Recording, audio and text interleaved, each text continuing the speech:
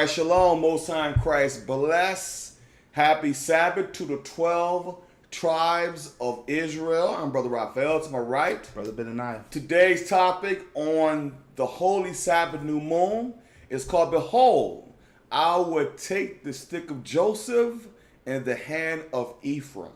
Behold, I will take the stick of Joseph in the hand of Ephraim.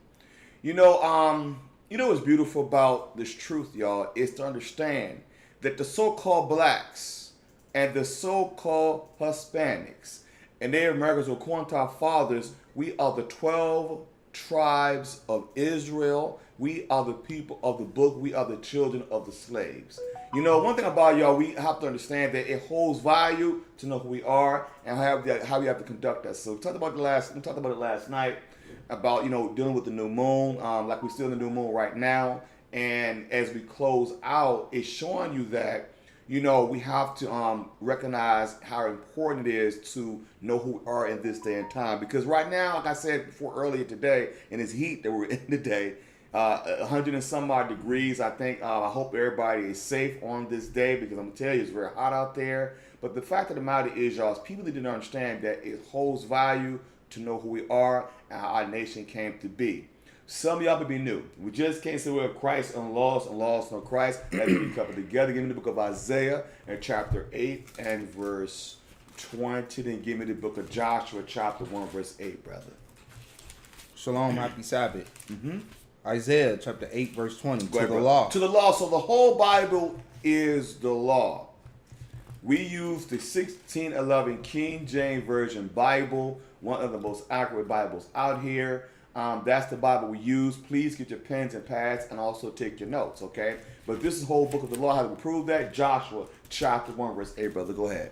Joshua chapter 1 verse 8. This book of the law shall not depart out of thy mouth, but thou shalt meditate therein day and night. Go ahead. That thou mayest observe to do according to all that is written therein. Go ahead. For then thou shalt make thy way prosperous, and then thou shalt have good success. Because true prosperity is being a repentant Israelite and having an opportunity to get the kingdom. That's prosperity. Prosperity is always about monetary gain or about materialism. That's what people love to say about prosperity. Okay, go back to the book of Isaiah and chapter 8 and verse 20. And give me the book of Revelation chapter 19 verse 10, brother. Go ahead.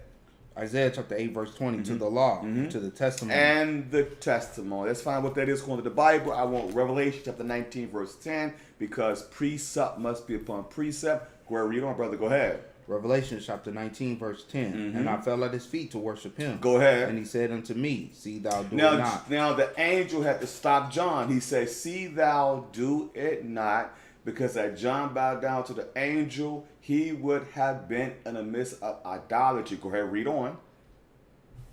See thou do it not. I am thy fellow I servant. am thy fellow servant with the servants of the Most High first to serve our people. Go ahead, read on. And of thy brother. Go ahead, brother. That have the testimony of Jesus. The testimony of Jesus or the Christ. Some of y'all may say you have a shot, but we do know he is the Son of the Most High. Go ahead, read on. Worship God. Worship the Most High God of Israel. Go ahead, read on. For the testimony of Jesus is the spirit of prophecy. Because if you don't have the Spirit of Christ on you, you will not understand this Bible. We be lost with no understanding. Go ahead. So go ahead, read on.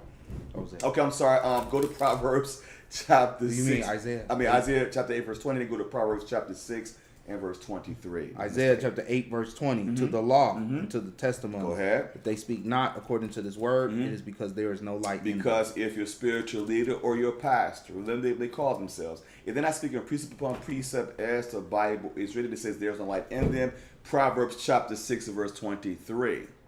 Proverbs chapter 6 verse 23. For the commandment is a lamp, Go ahead. and the law is light, and reproof of instruction are the way of life. Because here's the thing. The commandments in Christ supposed to help you navigate through sin, which is through darkness. Okay. The example would be if you're a person that loves to lie or steal, therefore. You're supposed to take the commandments to a high level and be corrected through the commandments in Christ. That's what's supposed to correct you. Now, behold, I will take the stick of Joseph in the hand of Ephraim. Let me find out, what does Ephraim mean? Let's go to the designer right quick. Let's find out what does Ephraim mean. Like the other night we went over a little bit about Judah, and we talked about the tribe, about how the nation was developed. I mean, I know I went a bit long last night, but I'm just saying that I just wanted to touch a little bit on it. That nation building is one of the biggest things that I think they get misunderstood. Okay, like I talked about last night, the other night about, the multiple wife thing, how brothers love to use church scriptures to support their lusts. Okay, but here's the thing. So let's find out what does Ephraim means. Okay, go to the Zonovan right here. All right, this is the Zonovan Compact Bible Dictionary under Ephraim. It's saying the younger of two sons of Joseph and his Egyptian wife. But what does it mean? What's the meaning? You see the meaning right beside it, right here. Right here. Yes. Oh, yeah. Double fruit. Double fruit.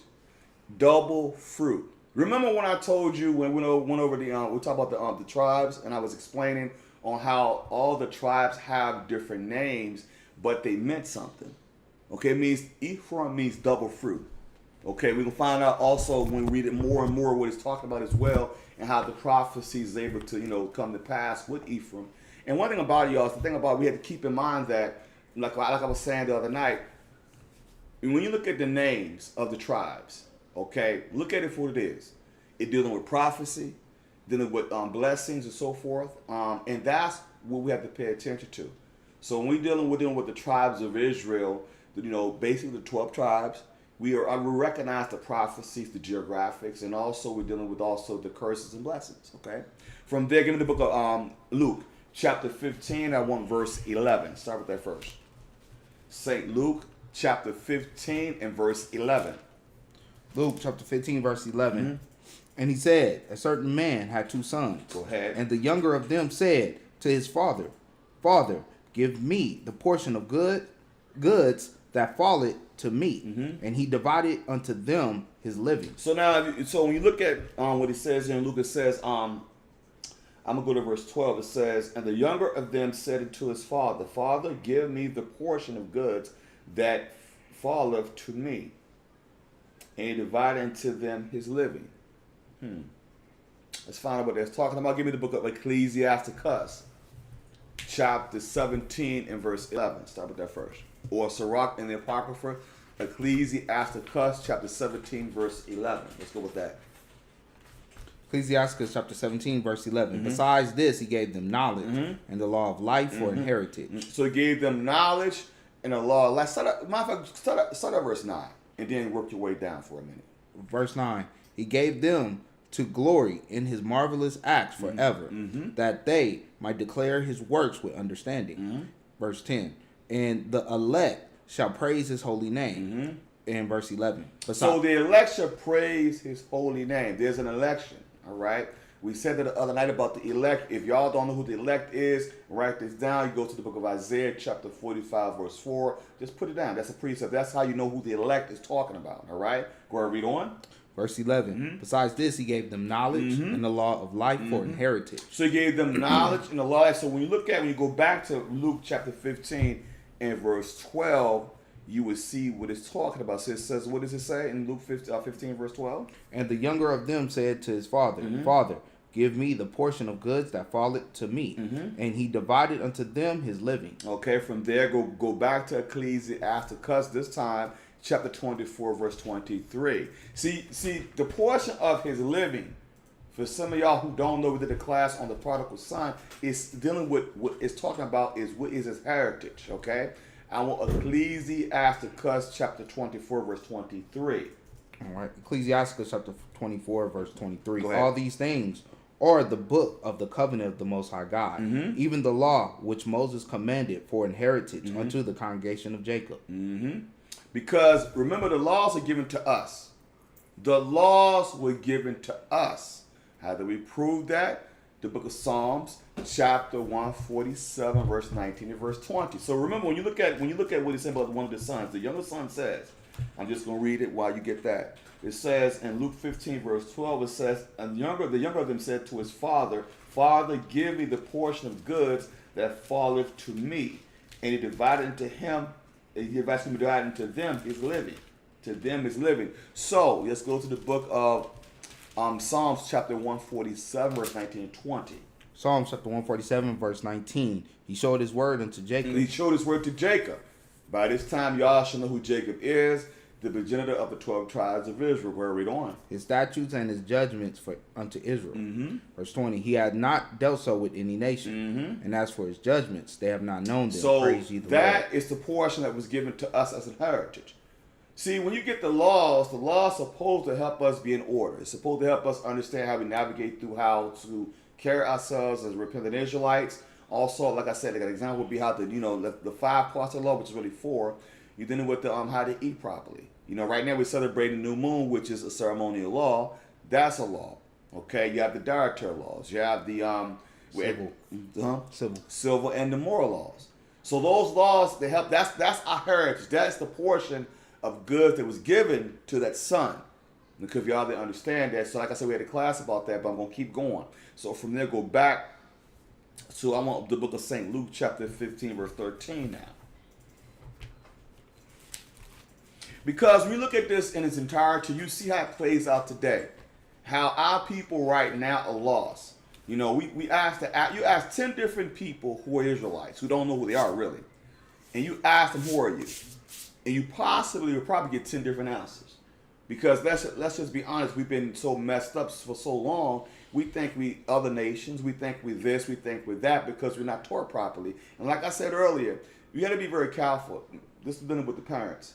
They're trying their best to erase our history. Right now, what they're going to do, if they say if so-called Trump becomes president, he wants to basically control the curriculum. He wants to basically erase slavery because they're very ashamed of it. They want to try like it never existed. But so it's up to us as parents or older people to keep it going with the younger children. You have to keep teaching your children. If you don't, they're going to erase the history, and you won't be able to connect the dots on the scriptures. That's what they're trying to do. It's called crafty counsel. So I want the book of St. Luke, chapter 15, verse 13. Luke, chapter 15, verse 13. Mm-hmm. And not many days after, the younger son gathered all together and took his journey unto a far country. Mm-hmm. And these wasted his substance with riotous living. So he wasted his substance. He went to a far country. Give me the book of 2nd Ezra, chapter 13, verse 40. In what time period did this happen? If some of y'all don't know, we're going to find out the time period. So 2nd Ezra, chapter 2nd Ezra and the Apocrypha, chapter 13, verse 40. 2nd Ezra, chapter 13, verse 40. Those are the 10 tribes which were carried away prisoners out of their own land in the time of Hosea, the king, whom Salamazar, the king of Assyria, led away captive, and he carried them over the waters, and so came they unto another land. So if y'all didn't know, this is 722 BC. Okay, this is when the other tribes, when they after the Assyrian captivity, they came together to leave the captivity. Okay, to do what? To go to a different region, which, as we know today, the Western Hemisphere. Okay, like over here. We're gonna find out. Go read on. Verse 41. But they took this counsel among themselves, and they would leave the multitude of the heathen, and go forth into a further country where never mankind dwelt. So they went to another country where never mankind dwelt. What people don't understand is that would be the modern day Caribbean. They call it the Ring of Fire. That's what it would be where never mankind dwelt at that time. Okay, 722 BC. Go ahead, read on. Go ahead. Verse 42. That they might there keep their statutes, which they never kept in their own land. And they entered into Euphrates by the narrow passages of the river. For the Most High then showed signs for them, and then held still the flood till they were passed over. Because if y'all don't understand the Euphrates, they came to the Euphrates. This is how you also know that this is what Columbus used to understand that our people be on the other side of the globe, which would be the Western Hemisphere. If you look at the movie 1492, okay, I said this before, before. You look at when it says Esdras, he says Esdras in the movie, and what he was referring to is this particular scripture. Because I'm gonna tell y'all straight up, you have to understand something. The nations know our history. They study us. We just don't study them like we should. So they know our history. We just don't know our history. They understand that our people were already over here. Some of them were indigenous people, but you also had people that came over here, which is shown right here in the scriptures. In the scriptures, go ahead and read on. And hold up, and he said, hell still the flood. Now, remember, the Atlantic Ocean was very rough, but what the Most High did was he held still the waters until the prophecy had to be fulfilled. Okay, go ahead and read on. Verse 45. For through that country there was a great way to go, namely of a year and a half. And the same region is called Asherah. So it's letting it be known that what happened was, it says it took them a year and a half to go from the eastern hemisphere to the western hemisphere. Okay? And Asherah, like I said, you came through the Caribbean all the way up into the Americas, and that's the way it went. But mankind had not dwelt there, in the actual in the Caribbean, but all the way up. You already had people that was here as well. Okay, and let's just be honest to y'all. Some of the people that was already here too, they were not. Some were Japhet as well. They wasn't. I mean, some was. They was already here. Some of the people's here too. But in this context, y'all, you went through the Caribbean all the way to the Americas. Okay, verse 46. Verse 46. Then dwelt they there until the latter time, and now when they shall begin to come. But when it says, when you go back to Luke chapter 15, verse 13. Read that one more time for. I want to talk about that for a second. Luke chapter 15, verse 13. And not many days after the younger son gathered all together and took his journey into a far country. There wasted his substance with riotous living. How did he waste his substance with riotous living? How did he do that? Can anyone tell me? How did he do that? How did this particular son waste his substance was riotous living? What did he do? Because remember something you're dealing with. It says yeah, you're right, Gabe, that it would represent the prodigal son. But what did the son? How was the riotous living? What happened with the riotous living? What happened? You see, what was the riotous living? Put it in the comment boards. What was the riotous living? Because he wasted his substance with riotous living. What did he do?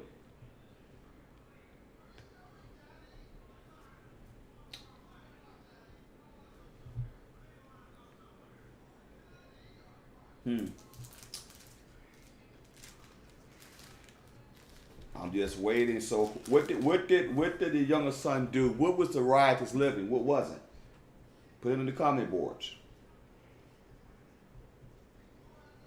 Distracted. Distracted. Explain that. When it says distracted, what does that mean? What was the riotous living? What was happening? What was the riotous living? Follow the other nations to the other nations? Yeah, they did. They followed the nation. They did. Follow the nations. Okay. Let's find out. Okay. Or wasted seed. What they did, y'all, they followed the other gods. They followed the gods of the nations. Matter of fact, go to Psalms chapter 106, verse 34. Because remember, the riotous living, let's take for instance today, right? When you look at the other tribes, Ephraim would be the head tribe over north, the northern kingdom, which would be the so-called Puerto Ricans today, right? Well, when they came over here, okay, they already had the commandments. But what they did was they mixed with other nations. They followed their gods. They did. They mixed with the other nations, and they started rain dancing. They started worshiping the wind, worshiping animals. They was in an idolatry. They was really big on idolatry. Okay? But give me the book of Psalms chapter 106, and I want verse 34. Because remember something, what they were doing, same thing today. If you look at most of our nation today, we are in the midst of idolatry today. But in this context, in this time period, the riotous living would be they was in idolatry. Okay, like I said before, I gave the example. Like let's take the tribe of Gad. They was in rain dancing and worshiping the wind and all those type of things. That is the riotous living. Okay, Psalms chapter 106 and verse 34. Psalms chapter 106 verse 34. They did not destroy the nations concerning whom the Lord commanded them. Oh, wait, well, we never did that. We always had compassion for the nations. which we shouldn't have, when the Most High told us to destroy them, because they were bringing all kinds of all different types of gods and all kinds of nonsense to us. Go ahead, read on. Verse 35. Uh-huh. But were mingled among the heathen, and learned their works. So they were mingled among the heathen, the other nations, and they learned their works. Okay, they were doing it at that time, but also, like I told you, we was in the midst of idolatry too. Go ahead, read on. Verse 36. And they served their idols, which were a snare unto them. They served their what? Their idols, which were a snare unto them. They served their idols, which was a snare even till this day. You look at, let's take our Hispanic brothers and sisters. I'm gonna use this. This is what this is really talking about as well. A lot of them was pushed into what we know as Catholicism. All right, because when Columbus and Ponce de Leon and so forth, Cortez, when they came to the Renaissance period, when they came and they took our people, which are the Hispanics, and took them, and they forced what we know as Catholicism upon them. And Catholicism, as y'all do know, they put white man Jesus. That's idolatry, and all the idol worshiping. They were doing it, but what was happening? Some of our people, they were willingly doing it too. They were willingly mixing in with the so-called white man at the time. Okay, is that it? That was it on 36. Okay. Go ahead. Let me see. What was 37? 37. They sacrificed their sons. Okay. Oh, we don't even have to go there. From there, go to the book of Jeremiah, chapter 17, verse 4 now. Because the riot is living, like I told you, when we was into that nonsense, even till this day, it still bothers us today because it's plaguing us. Because right now we're in the midst of idolatry, following pagan holidays. Some of us just celebrate doggone July 4th, don't know why. We follow all these pagan holidays that have nothing to do with our people. Jeremiah chapter 17, verse 4. Jeremiah chapter 17 and verse 4. Jeremiah chapter 17, verse 4. Go ahead, brother. And thou, even thyself, shall discontinue from thine heritage that I gave thee. And I will cause thee to serve thine enemies in the land which thou knowest not. For ye have kindled a fire in mine anger, which shall burn forever. So that's the thing. So now what has happened with the riotous living, even to this day, the Most High says, okay, well, since you're going against my commandments, I'm going to have you discontinue from your heritage, not knowing who you are, serving other gods, and being in the midst of idolatry, putting you in captivity after captivity after captivity. So we discontinue from our heritage. We don't have our laws, and that's why we're acting like we're savages today, because we in that condition right now as we speak. Okay, that's how you understand. So we discontinue from our heritage. Give me Ezekiel chapter 17 to verse 1. Ezekiel chapter 17 and verse 1 now.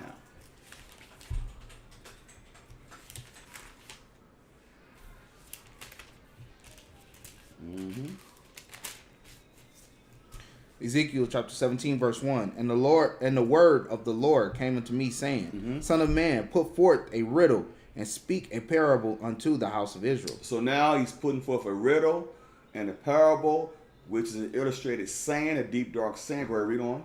And say, Thus saith the Lord God, a great eagle with great wings, long winged, full of feathers, which had divers colors, came unto Lebanon and took the highest branch of the cedar. This eagle is the Assyrians. Okay, when I told you about 722 BC, this eagle, because at one point the eagle represented Assyria too. Okay, sometimes people understand the eagle represents the so-called white man, but also it also represented Assyria. So this is Assyria. It says, and say, thus saith the Lord, a great eagle with great wings, long winged, full of feathers, which had divers colors, came into Lebanon and took the highest branch of the cedar. Go ahead, read on. Verse 4, he cropped off the top of his young twigs and carried it into a land of traffic. Into the land of traffic. So you look at it right now, it's dealing with a future tense, a future prophecy. Go ahead, read on. And carried it into a land of traffic. He set it in a city of merchants. Go ahead, brother. He took also of the seed of the land and planted it in a fruitful field. A what field? A fruitful field. A fruitful field. Go ahead, read on. He placed it by the great waters and set it as a willow tree. Go ahead. So here's the thing. If y'all don't know this, this is dealing with Ephraim. This is dealing with what we know as the so-called, what we call the northern kingdom today, because Ephraim really is the head tribe of the northern kingdom. Okay? Because it's basically telling you, it says, and planted in a fruitful field. Y'all can find out, like we just discussed, what does Ephraim mean? It means a fruitful bough, which is a fruitful branch. So that said double fruit when you look in the Zondervan, but it also means a fruitful bough, which is like a fruitful tree. Okay? Go ahead, read on. Verse 6. Verse 6. And it grew and became a spreading vine of low stature, whose branches turned towards him, and the roots thereof were under him. So it became a vine, and brought forth branches, and shot forth springs. So when his strength was taken, he became a low stature. You know, that give you characteristics of our Hispanic brothers and sisters. Most of them are low stature. That's why I'm telling y'all before, when you're dealing with the tribes, you also have different characteristics of them, the attributes of them too. But this right here is a prophecy, and also really dealing with a curse. You know, because when we went into the midst of idolatry, he allowed these nations to go and take our strength. The same way today, the Lord allowed the nation to take our strength today. You know, because we were disobedient children, it was still disobedient children. Next verse, go ahead, read on. Verse 7. There was also another great eagle. This great eagle is America. Okay, go ahead, read on. With great wings and many feathers. And behold, this vine did bend her roots towards him, and shot forth her branches towards him, and that he might water it by furrows of her plantation. Of her what? Plantation. Plantation. So it's also letting y'all know too, my fellow Hispanic brothers, you were also in slavery too. They don't tell you that in history. They try to tell you, oh no, you wasn't in slavery, but you were. As a matter of fact, in the late 1300s, 1400s, during the Renaissance time, during the time of Columbus, Ponce de Leon, during the time, and you had the Spanish Inquisition, the Spanish conquistadors. They came in and they colonized our people and forced Spanish on them. That's why most of them speak Spanish. The same way they colonized us, you know, on the Southern Kingdom, where we talked about that the other night. They colonized us with the English. That's why we're speaking English today. But our Hispanic brothers, they have them speaking what we call Spanish. Why? Because it's Spaniards. Okay, go ahead, read on. Verse 8. It was planted in a good soil by great waters, that it might bring forth branches, and that it might bear fruit, that it might be a goodly vine. A goodly vine. So as you understand, this is what we know as Ephraim, which would be the head tribe of the northern kingdom tribes today. From there, go to Genesis chapter 48 and verse 3. Genesis chapter 48 and verse 3. Genesis chapter 48 verse 3. And Jacob said unto Joseph, God Almighty appeared unto me at Luz in the land of Canaan, and blessed me, and said unto me, Behold, I will make thee fruitful and multiply thee, and I will make thee a multitude of people, and will give this land to thy seed after thee for an everlasting possession. So Jacob is the father of the 12 tribes of Israel. Jacob is telling Joseph, God Almighty appeared unto me at Luz in the land of Canaan, and blessed me, and said to me, Behold, I will make thee fruitful and multiply thee, and I will make thee of a multitude of people, and will give this land to thy seed after thee for everlasting possession. An everlasting possession. Jump to verse 15. Verse 15. And he blessed Joseph and said, God, before whom my father Abraham and Isaac did walk, the God which fled me all my life long unto this day. The angel which redeemed me from... Hold up. Is that angel capitalized? Yes, Okay. That should actually give you a clue who that's talking about. Go ahead, read on. The angel which redeemed me from all evil, bless the lads, and let my name be named on them, and the name of my fathers, Abraham and Isaac, and let them grow into a multitude in the midst of the earth. So let them grow into a multitude in the midst of the earth. Go ahead, read on. Verse 17. And when Joseph saw that his father laid his right hand upon the head of Ephraim, it displeased him. And he held up his father's hand, and removed it from Ephraim's head unto Manasseh's head. So you look at it how the blessings is coming upon Joseph, but it's also going to Ephraim. You look at Ephraim today, like I told you before, you look at the characteristics of Ephraim, you see it today in our people. Okay, like I said, Ephraim today would be your modern day Puerto Ricans today. Okay, go ahead, read on. Verse 18, and Joseph said unto his father, not so, my father, for this is the firstborn. Put thy right hand upon his head. Verse 19, and his father refused and said, I know it, my son, I know it. He also shall become a people, and he also shall be great. But truly his younger brother shall be greater than he, and his seed shall become a multitude of nations. It says seed should be a multitude of nations. Seed, a multitude of nations. That should give you a clue what it's talking about. You know, when you look at the enzyme, right? Look at it for what it is, and you see it. Do you see Joseph on there? Well, you don't see Joseph, do you? There's a reason why. You know, you don't see Joseph on there. But guess what? He's still marked for glory. He's still marked for glory. Go to Romans chapter 10, verse 19. Romans chapter 10, verse 19. Because you look at the enzyme, I know other camps have the enzyme like the one we have. Because the prophecies show you who we are in the modern day Hispanics, Native Americans, and blacks, who we are. And you look at it, I mean, I know some people, you look at it, you say, okay, well, you talk about Joseph, but it has Ephraim on there. There's a reason for that. Ephraim is going to represent Joseph. We know why, because of the blessing. But I want that Romans 10:19 is what I want. Romans 10:19. Romans chapter 10, verse 19. But I say, did not Israel know? First, Moses said, I will provoke you to jealousy by them that are no people, and by a foolish nation I will anger you. Verse 20. So who would that foolish nation be? Because remember something, you look at our people today, right? Let's take it for instance, okay? When you look at Judah, let's look at the two kingdoms. You have one of them, which would be the southern kingdom. They were raised in the law, which would be the circumcision. The uncircumcision would be mainly of our people who wasn't raised in the law.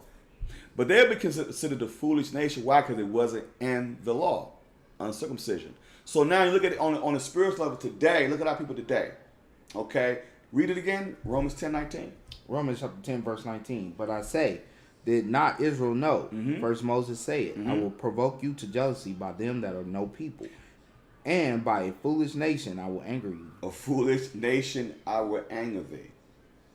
That's why you look at even today, man. I'm gonna tell you this too. I ran across some people that act like this too. They always want to sit there and tell you. I ran across a brother. I'm not gonna name his name. This was years ago, and he was trying to explain to me that the Hispanics was not the Israelites because they didn't look a certain way.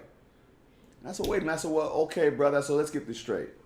You're telling me because you're going based on appearance that the Hispanics are not Israelites? I mean, make that make sense. Because I have some scriptures I pulled that I asked myself to explain that. You know, because the foolish nation, is talking about what we know as the Northern Kingdom today. But remember, they were in riotous living and idolatry. They had to come back to the fold. Again, have to come back to the fold.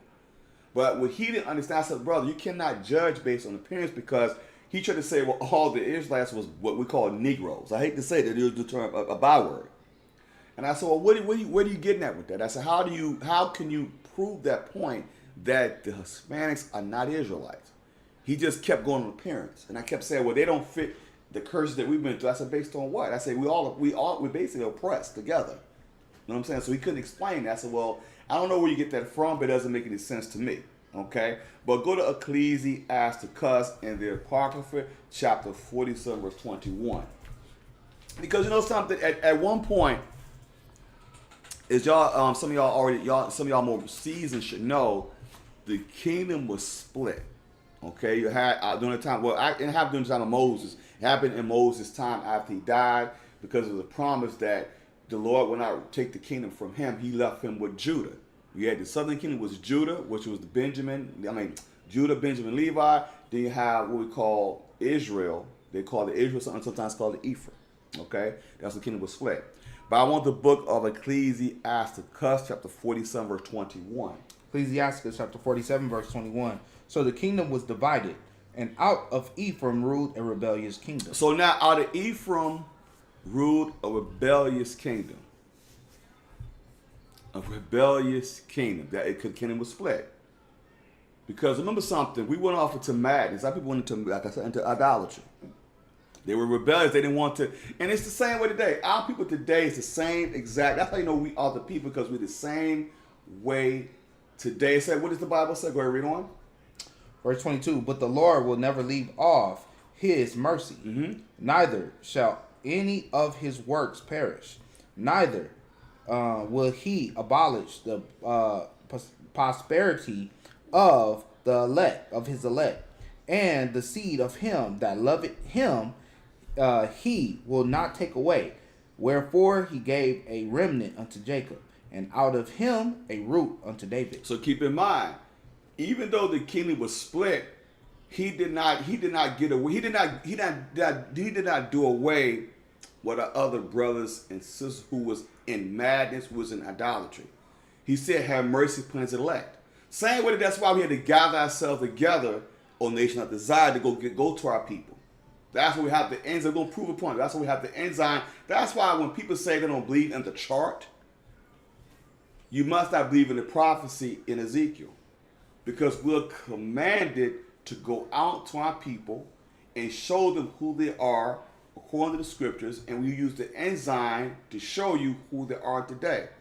And when people say they don't want to believe in that, I know one brother tried to tell us, hey man, we don't believe in that doctrine. I said, okay, well, how do you know who you are as an Israelite? How do you know? How, do you fit the curses? You know, because if you're going to tell our people that they're not the people, then prove that point. How can you say they don't fit the curses? Because we are the same people if you go historically. Okay? From there, give me the book of Genesis, chapter 37, verse 3.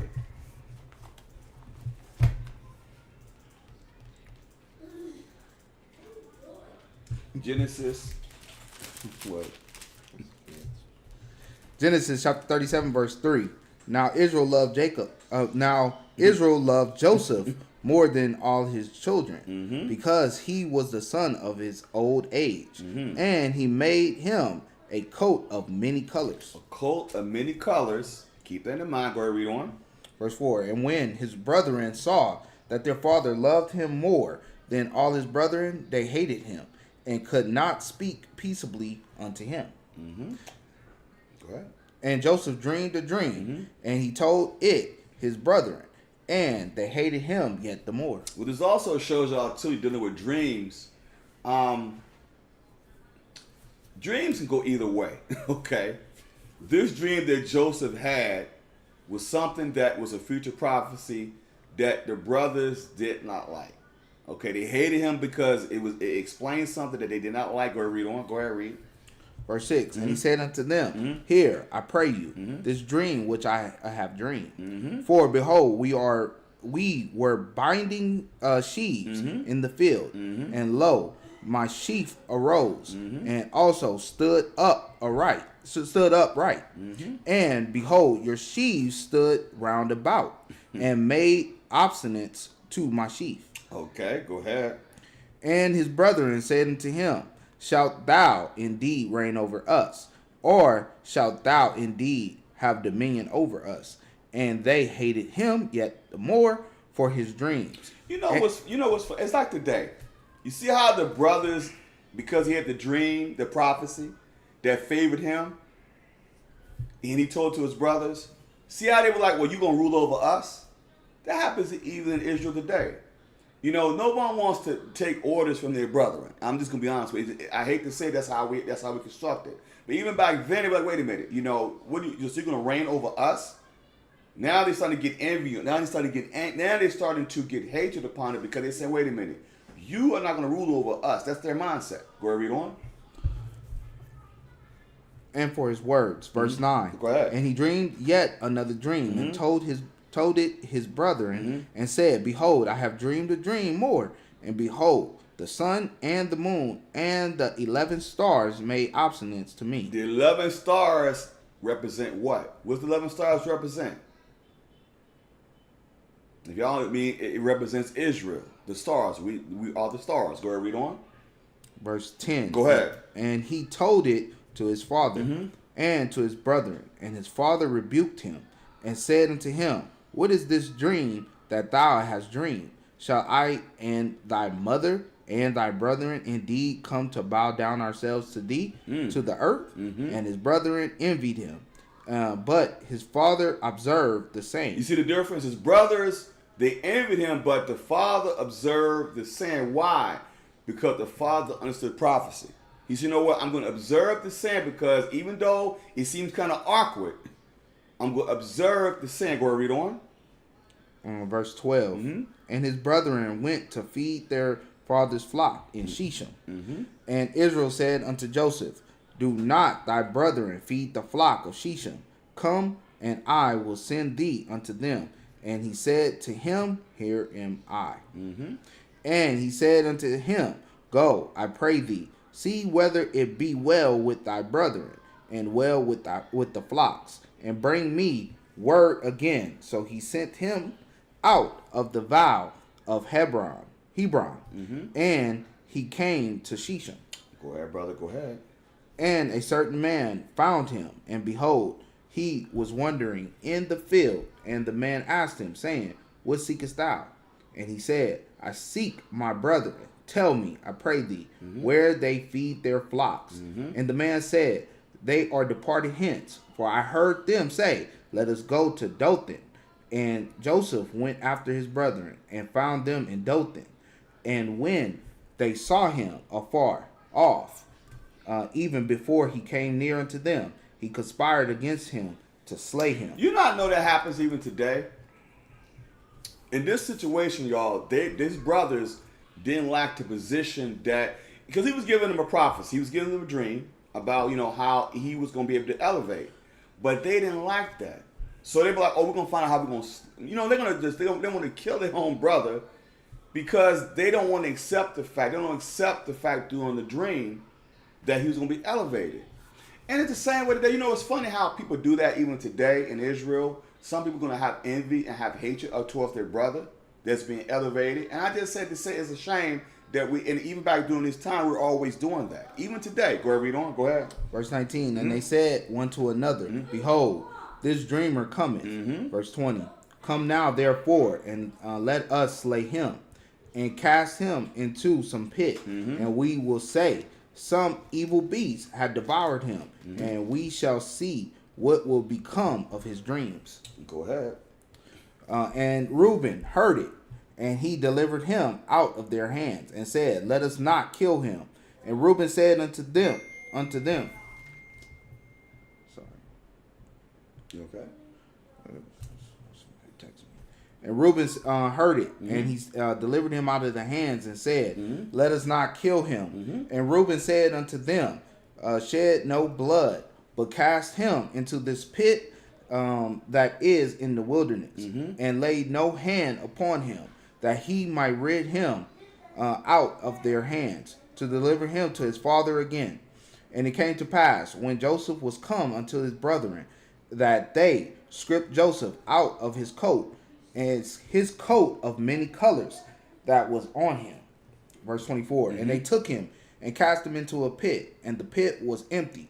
There was no water in it. And they sat down to eat bread, and they lifted up their eyes and looked, and behold, a company of Ishmaelites came from Gilead with their camels bearing spicy and balm and mirth, going to carry it down to Egypt. Go ahead. And Judah said to his brethren, What profit is it if we slay our brother and conceal his blood? Well, here's the thing. Judah at this time saved his brother's life, because Judah said, what profit is us to kill him? Okay, why we kill? Because see, it says what profit? Judah said, it says to his brother, what profit is it that we should slay our brother and conceal his blood? Go ahead, read on. Verse 27. And come, let us sell him to the Ishmaelites, and let not our hand be upon him, for he is our brother and our flesh. And his brethren were content. Mm-hmm. Verse 28. Then there passed by Midianites, merchantmen, and they drew and lifted up Joseph out of the pit, and sold Joseph to the Ishmaelites for 20 pieces of silver, and they brought Joseph into Egypt. So you can imagine what Joseph is going through right now. Joseph is being basically persecuted by his brothers based on a dream he had that's going to elevate him. But it shows you even today how our people carry it, because the Most High may give you favor in return. And, because it's a shame that our people do that. But during this time, they were doing it out of ignorance. Okay? And look at Joseph. Joseph is being elevated during this dream. Go ahead, read on. Go ahead. Verse 30. And he returned unto his brethren and said, the child is not, and I, whither shall I go? And they took Joseph's coat and killed the kid of the goats and dipped the coat in the blood. And they sent the coat of many colors, and they brought it to their father and said, this have we found. Know now whether it be thy son's coat or no. When he keeps saying the coats of many colors, let me see what's thinking. Where the watchman, okay, when it says coat of many colors, what does this represent? Okay, what does it represent? When it says the coat, it says the coat of many colors. What does this represent? Because he keeps saying he had a coat of many colors. What does it represent with Joseph? What does it represent? Let me see what the watchman thinking. Is Ishmael the same as Ishmael? Yeah, this is the same Ishmael. It is. It is the Ishmaelites. It is. But when he's saying the coat of many colors, what does this represent? Let's find out who's thinking. It said the coat of many colors. What does it represent? Because it says, when you look at it on verse, let me see. Verse 32, it says, and they sent the coat of many colors, and they brought it to their father, and said, this have we found, know now whether it be thy son's coat or no. So what does it represent? The coat of many colors. Let me see who's thinking. Where's the watchman at? Okay, where's the watchman? What does it symbolize?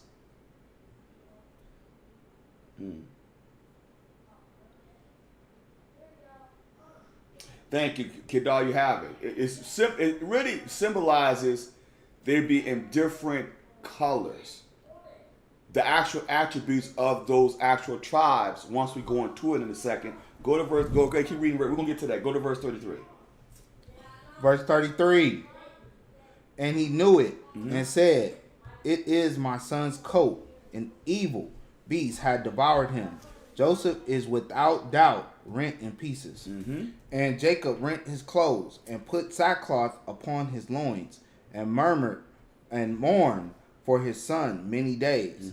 And all his sons and all his daughters rose up to comfort him, but he refused to be comforted. And he said, for I will go down into the grave unto my son's mourning. Thus his father wept for him.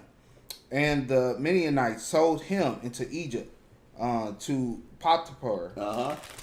You know something? All y'all are not wrong. All the people that put the many nations, you mix in with the nations. But remember, some same way today, I'm going to use an example. When you look at the enzyme, right? When you look at all the tribes, the so-called white man mixed in with all the tribes, basically. I mean, he started with us, but you look at, like I said, the Spaniards, you had the Portuguese that came in, and they mixed in. So a lot of our tribes are speaking Spanish. Some are speaking Portuguese. But what was happening, it would be many colors because they was going to be mixed in with the nations. And that was because it was being colonized throughout history. When you look at the history of how our people have been colonized over and over again, it has many colors, okay? From there, go to the book of Genesis, chapter 49, verse 1. You want to finish? Oh, was that it on that? Which one? That was 36. That's all, yeah, that was it. That's Genesis. What? I didn't finish 36. Oh, okay, finish 36. Okay, I didn't know. I mean, if you want to. I mean, you don't. We don't have to. Okay. But from there, go to Genesis 49 now. Genesis 49 and verse 10. Because you're right, you're correct. We mixed in, and some of us voluntarily did that. Most of us was raped and colonized But also, some of us, we actually went into the other, it's primarily the so-called white man. Like I said, he had the Spaniards under the Spanish Inquisition during that time period, and that was going on. Even today, we're still mixing in. Let's take the Puerto Rican. I'm using Puerto Ricans for example. I said, remember the Puerto Rican brother used to be with us, but he was, you know what I'm talking about? Mm-hmm. He even said to me one time, he said, when he went to Puerto Rico, he said, he said that some of them are not really true Puerto Ricans, and some of them they're not really Ephraimites. They just Edomites call themselves Puerto Ricans. So they've been doing it for quite some time. It's nothing new under the sun. Okay, so get to Genesis chapter 49, verse 22 now. Genesis chapter 49, verse 1. And Jacob called unto his sons and said, gather yourselves together, that I may tell you which may befall you in the last days. Gather yourselves together, and hear, ye sons of Jacob, and hearken unto Israel your father. Because like we said before, we did the class the other night, the last days started when Christ died. That's when the last days started. When he passed away, that's when the last days officially started. Jump to verse 22. Verse 22, Joseph is the fruitful bow. Joseph is the what? Fruitful bow. So Joseph is the fruitful bow. Like we talked about, we showed it, and it goes into Ephraim. Because he's going to represent Ephraim. Because Ephraim's going to represent Joseph. But he says it's fruitful what? This is a characteristic of Ephraim. Go ahead, read it. What the Bible say? Joseph is a fruitful bow, even a fruitful bow by a well, whose branches run over the wall. So branches run over the wall. That also should be a characteristic of most of our outside Hispanic brothers and sisters. Very fruitful, have big families. You see that even today, have very big families. But that's a prophecy, and that's a characteristic of our nation. Okay. From there, I want to go to verse 14. And really, and truthfully speaking to y'all, remember something. When you see these different prophecies being fulfilled, this should also let you know who our people really are, because people want to say, well, how do y'all know about the tribes? How do y'all know about that? Well, look at the characteristics, the prophecies, and you look at the curses and the blessings, okay? Go to jump to verse 14. Genesis chapter 49, verse 14. Issachar is a strong ass crouching down between two burdens. So Issachar is a strong ass crouching down between two burdens. What is this talking about? What is it talking about? Let's find out verse 14, what is it talking about? And you watchmen, especially if you're in the streets, you should know what it's talking about. It says, Issachar is a strong ass crouching down between two burdens. What is that talking about? Okay. So the watchman, what is verse 14 talking about?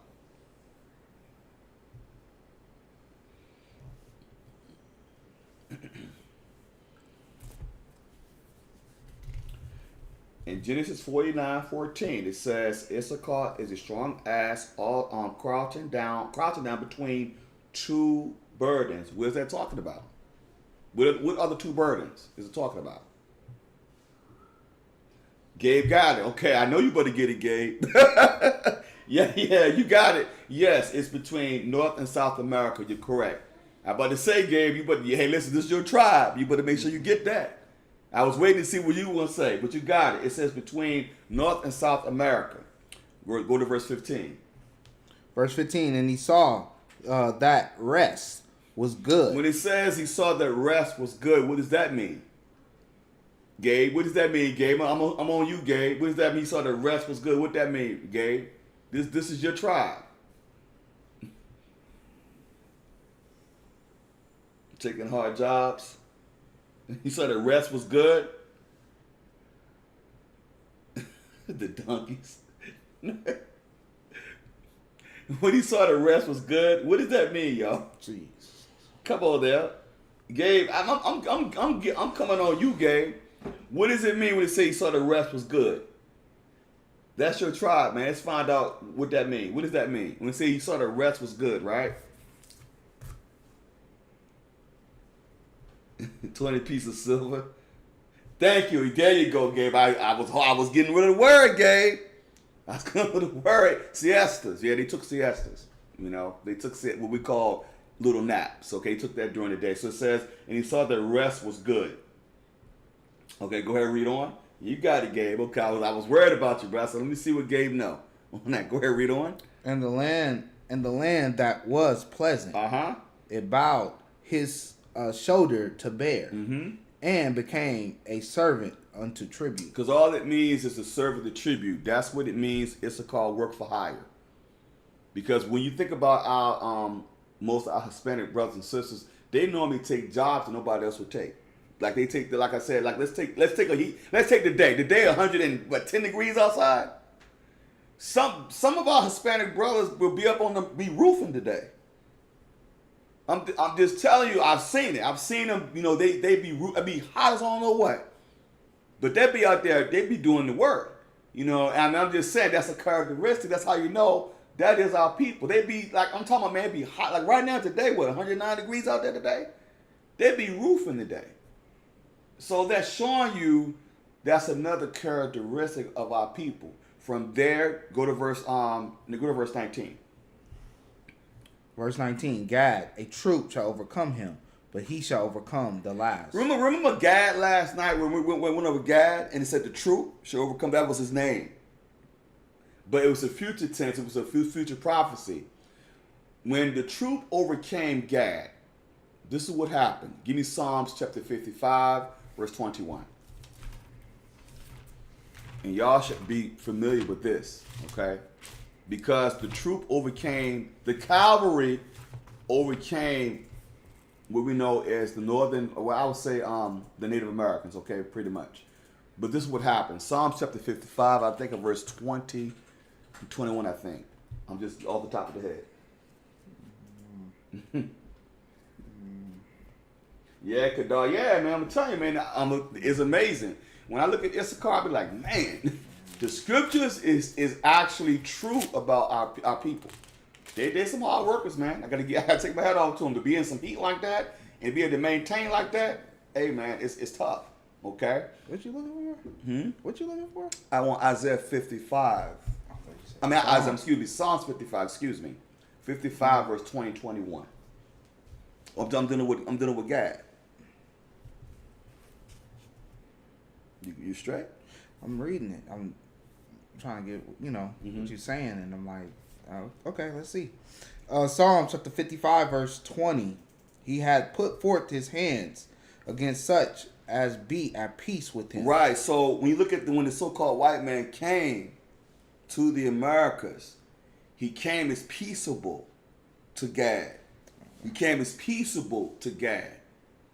He came as peaceable as he's your friend. Go ahead, read on. He had broken his covenant. He broke how many covenants did he break? How many treaties he broke with God? Even with us, he broke treaty. He broke the treaty. The main treaty he broke with us was 40 acres and a mule. Oh, he broke that treaty big time.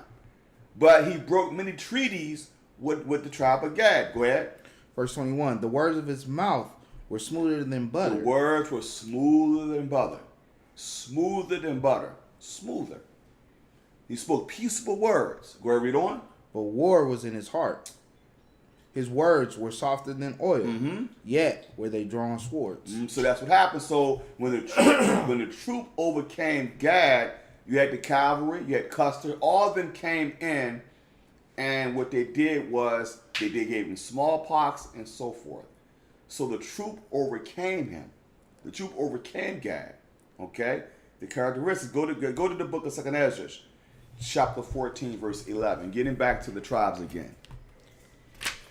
Because it said, and when you go to 2 Ezra, it said the 10 tribes, right? The 10 tribes that was carried abroad. Okay, let's deal with let's deal with that tribe. 2 Ezra 14, I wanted verse 11 and 12. 2 Ezra chapter 14, verse 11. For the world is divided into 12 parts, and the 10 parts of it are gone already, and half of the 10th part. So the half of the 10th part, if y'all did not know, would make up the 10, would be the half of Levi. The half of tribe of Levi came over on this side. That's why the Levites today would be the modern day Haitians. because they came with the Western Hemisphere, but the other half of Levi stayed on the other side. That's why when you look at the tribes, you have the 10 tribes, but remember you had the half a tribe that stayed behind. So you still had Judah, Benjamin, Levi, which is still the southern kingdom. Okay, so it's a half a tribe. It was divided in 12 parts, represents the 12 tribes of Israel today. So from there, go to Deuteronomy chapter 28 and verse 49. You wanted 13? Mm-hmm. You wanted 13, right? You said 12 and 13? No, I didn't want 13. Okay. No, I just wanted 12, 11 Okay. and 12. That's what I wanted. Okay. Right. Deuteronomy chapter 28 and verse 49 now. Because we're still dealing with what happened to our people during this time period. And we're going to get right to it. We deal with the prophecies, deal with what we know as the curses today. And like I said, when you're in the streets dealing with what we know as the northern kingdom, it's easy to break these particular tribes down quickly. Because once you get to Naphtali and get to Asher, all that type of stuff, you really going to have to really go into some scholarship with that. And understand those actual curses too, because you have to understand how to break that down. And it's going to take some time. You have to be studious with that. But when you're in the streets, you have to actually be able to break it down quickly with these particular tribes because it's pretty simple. Okay? So I want Deuteronomy chapter 28 and verse 49. I mean, what? What? 28 for you. I was just reading that. You okay? Yeah. Deuteronomy chapter 28 verse 49. Deuteronomy chapter 28, verse 49. Mm-hmm. The Lord shall bring a nation against thee from far, from the end of the earth, as swift as the eagle flies. So when that's a prophecy, it says, what nation was this? It'd be the Spaniards. Okay, you had Columbus. He says to bring a nation from far, from what we know as the Eastern Hemisphere to the Western Hemisphere. Go ahead, read on. A nation whose tongue thou shalt not understand. Mm-hmm. Verse 50. Mm-hmm. A nation of fierce countenance, Mm-hmm. which shall not regard the person of old, nor show favor to the young. You see that today. They don't show no regards to the older or the younger. I mean, listen, we're hated. They don't care about our children. They don't care about the older people. They will kill an older person in our nation as quick as they would kill a younger person in our nation. Go ahead, read on. Verse 51. He shall eat the fruit of thy cattle and the fruit of thy land until thou be destroyed. Until thou be destroyed. So when did it happen? That happened to the Gadites because what they did was they starved them out. They took the bison, they took all of the animals, and they starved them out to have them come to them. Some of the so-called white man did this. Give me the book of Baruch, chapter 4, verse 15. Because during this time period, this happened to Gad, but it also happened to the indigenous people as well. See, a lot of these people don't recognize the so-called white man colonized most of the 12. Look at the 12 tribes. Look at the 12 tribe ensign. Who is responsible for colonizing us? Whether it's English, you're dealing with the so-called white man under the Spaniards. It's just showing you all throughout that a lot of them are speaking Spanish, Portuguese, and so forth. Okay. Baruch chapter 4, verse 15. For he had brought the nation upon them from far, a shameless nation of a strange language, who neither reference old man nor pity child. Neither reference old man or pity child. That's why precept must be upon precept. Is going on today. The same thing, the same mindset today. They will kill an older black or Hispanic and Native American as quick as they will kill the younger ones, an older one or younger one. Because we're not desired. Like I said before, we're not desired as a nation. They look at us as the bottom. Okay? From there, go to Hosea chapter 7, verse 8.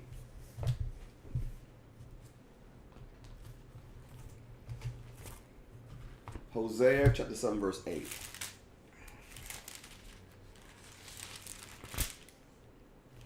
Hosea chapter 7, verse 8. Ephraim, he had mixed himself among the people.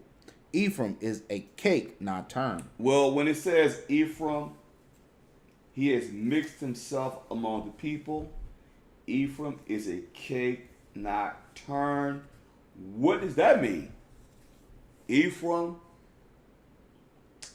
He has mixed himself among the people. Ephraim is a cake not turned. What is that supposed to mean? Put in the comment boards. What does that mean? It says Ephraim is a cake not turned. What does that mean? Because some of y'all was quoting it earlier. But what does it mean though? It says Ephraim is a cake not turned. What does that mean? Explain it. What does that really mean? Because when you pull the scripture, how would you explain that? What does it mean? Ephraim is a cake not turned. What does that mean? Put it in the comment boards.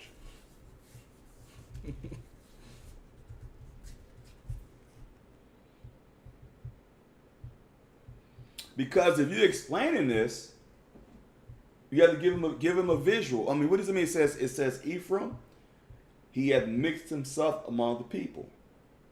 Ephraim is a cake not turned. Beautiful. Kedar, you had some light, some dark. Exactly. I'm gonna use an example. There's a brother that I know. He's an Ephraimite. He's a dark brother. He's dark. You know what I'm talking about. He's dark. He's Ephraim though. But we have another brother. One of our brothers is light, a very light skinned brother. He's Ephraim as well.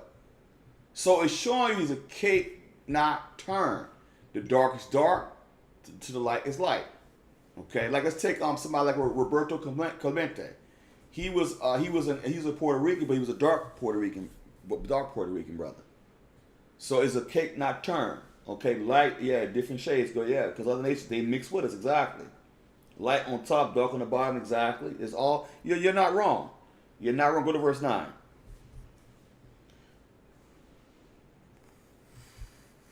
Verse you okay? 9.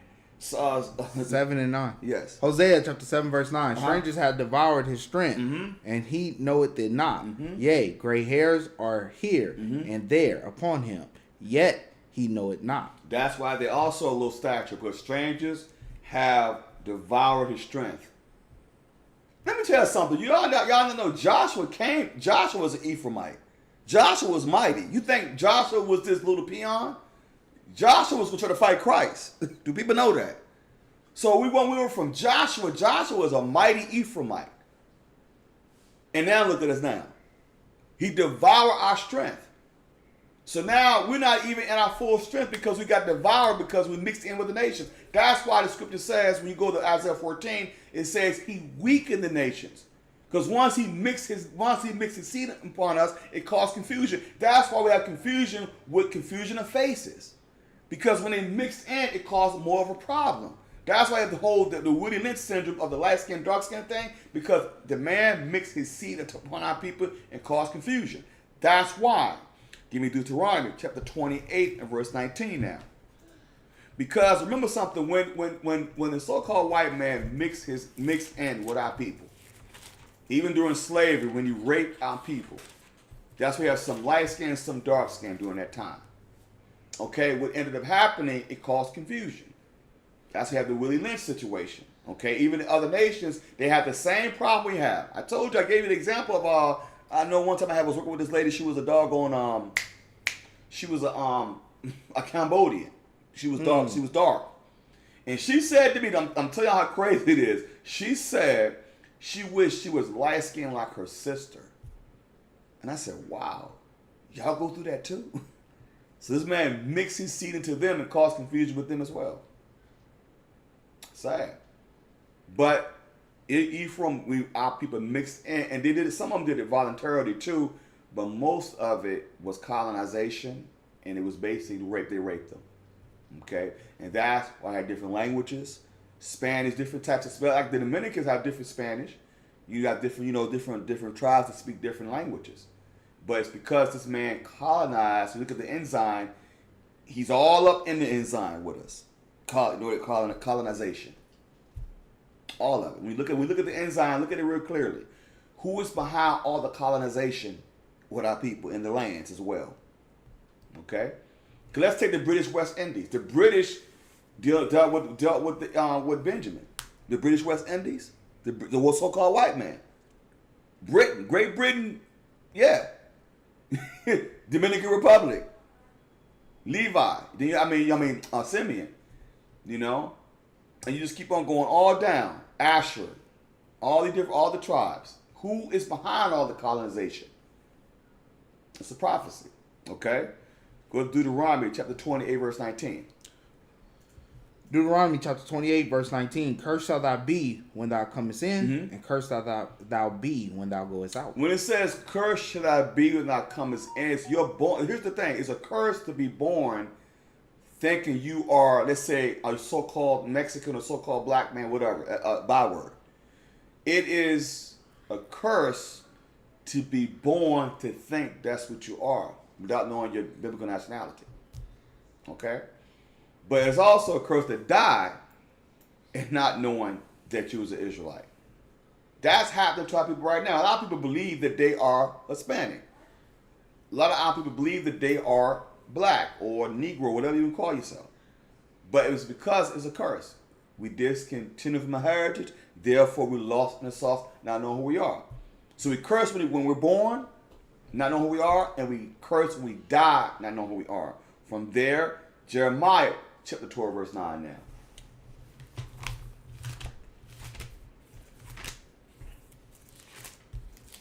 Jeremiah chapter 12, verse 9. Jeremiah chapter 12, verse 9. Go ahead, brother. My heritage is unto me as a speckled bird. The birds round about are against her. Come ye, assemble all the beasts of the field, come to devour. You know something? It's like he said, it's as a speckled bird, right? Remember the coat of many colors with Joseph? This should be a clue. Remember the coat of many colors with Joseph. It's just showing you that we're a nation within a nation. It's showing you that we're going to be called other nations. Okay, within, like I told you, like Guatemalans, or we're going to be called all the different nations, but it's still the nation of Israel. The coat of many colors. So the speckled bird, that's why I asked the brother, I said, brother, if you believe that the Hispanics are not our people, explain that. Because last I checked, you can't say Negroes is a speckled bird if you're all dark. You see what I'm saying? So it says, read it again. What the Bible said? Read again. Jeremiah chapter 12 and verse 9. Uh-huh. My heritage is unto me as a speckled bird. My heritage is to me as a speckled bird. We go back to Joseph. He had the coat of many colors. Go ahead, read on. The birds round about are against her. Come ye, assemble all the beasts of the field. Come to devour. So that's what happens. So all the beasts of the field of the nations want to come to devour and to actually take the strength of Israel. And they're doing it today. They're doing it today because we're hated among all the nations. We are. I don't care what we keep. That's what blows my mind when we look at our blacks and Hispanics and Native Americans. We're fighting against each other, not realizing the nations hate us all. You know, they hate us all. So we're hated. Okay? And give me Jeremiah 50 and 33 now. Jeremiah chapter 50 and verse 33.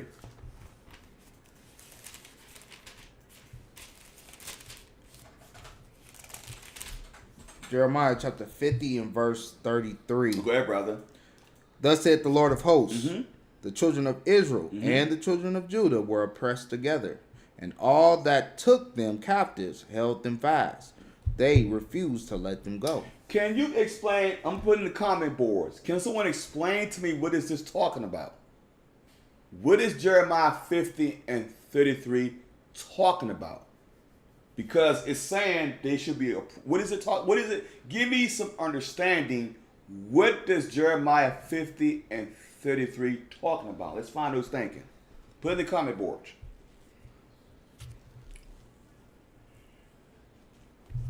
Jeremiah 50, 33. What is that talking about? Put in the comment boards. Give it a shot.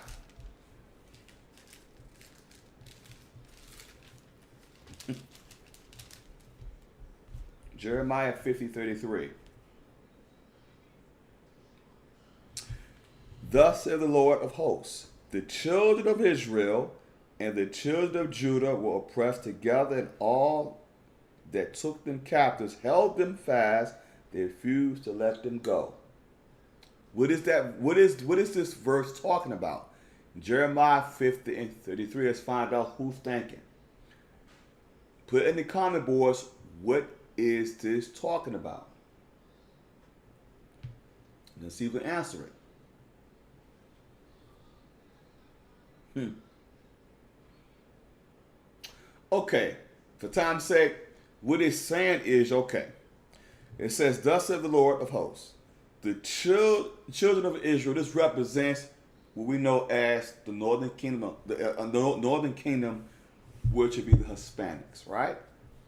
It says, the children of Israel and the children of Judah were oppressed together. When you think about it, we went into captivity. But let's take it today. The blacks and Hispanics are always in the same hood, aren't they? We always end up in the same hood, don't we? So we're going through the same oppression. We're going through the same. We always end up in the same. I don't care if it's LA, even here, even in Virginia. I don't care where you go, New York. The blacks and Hispanics are always in the same hood. We oppressed together. Read it again. What does the Bible? It's still curses. Okay, go ahead. What did the Bible say? Verse 32. Verse 33. Yes. Thus saith the Lord of hosts, the children of Israel and the children of Judah were oppressed together, and all that took them captives. All of them that took them captives. We know who took us all captives. Go ahead, read on. Held them fast. They refused to let them go. They refused to let them go.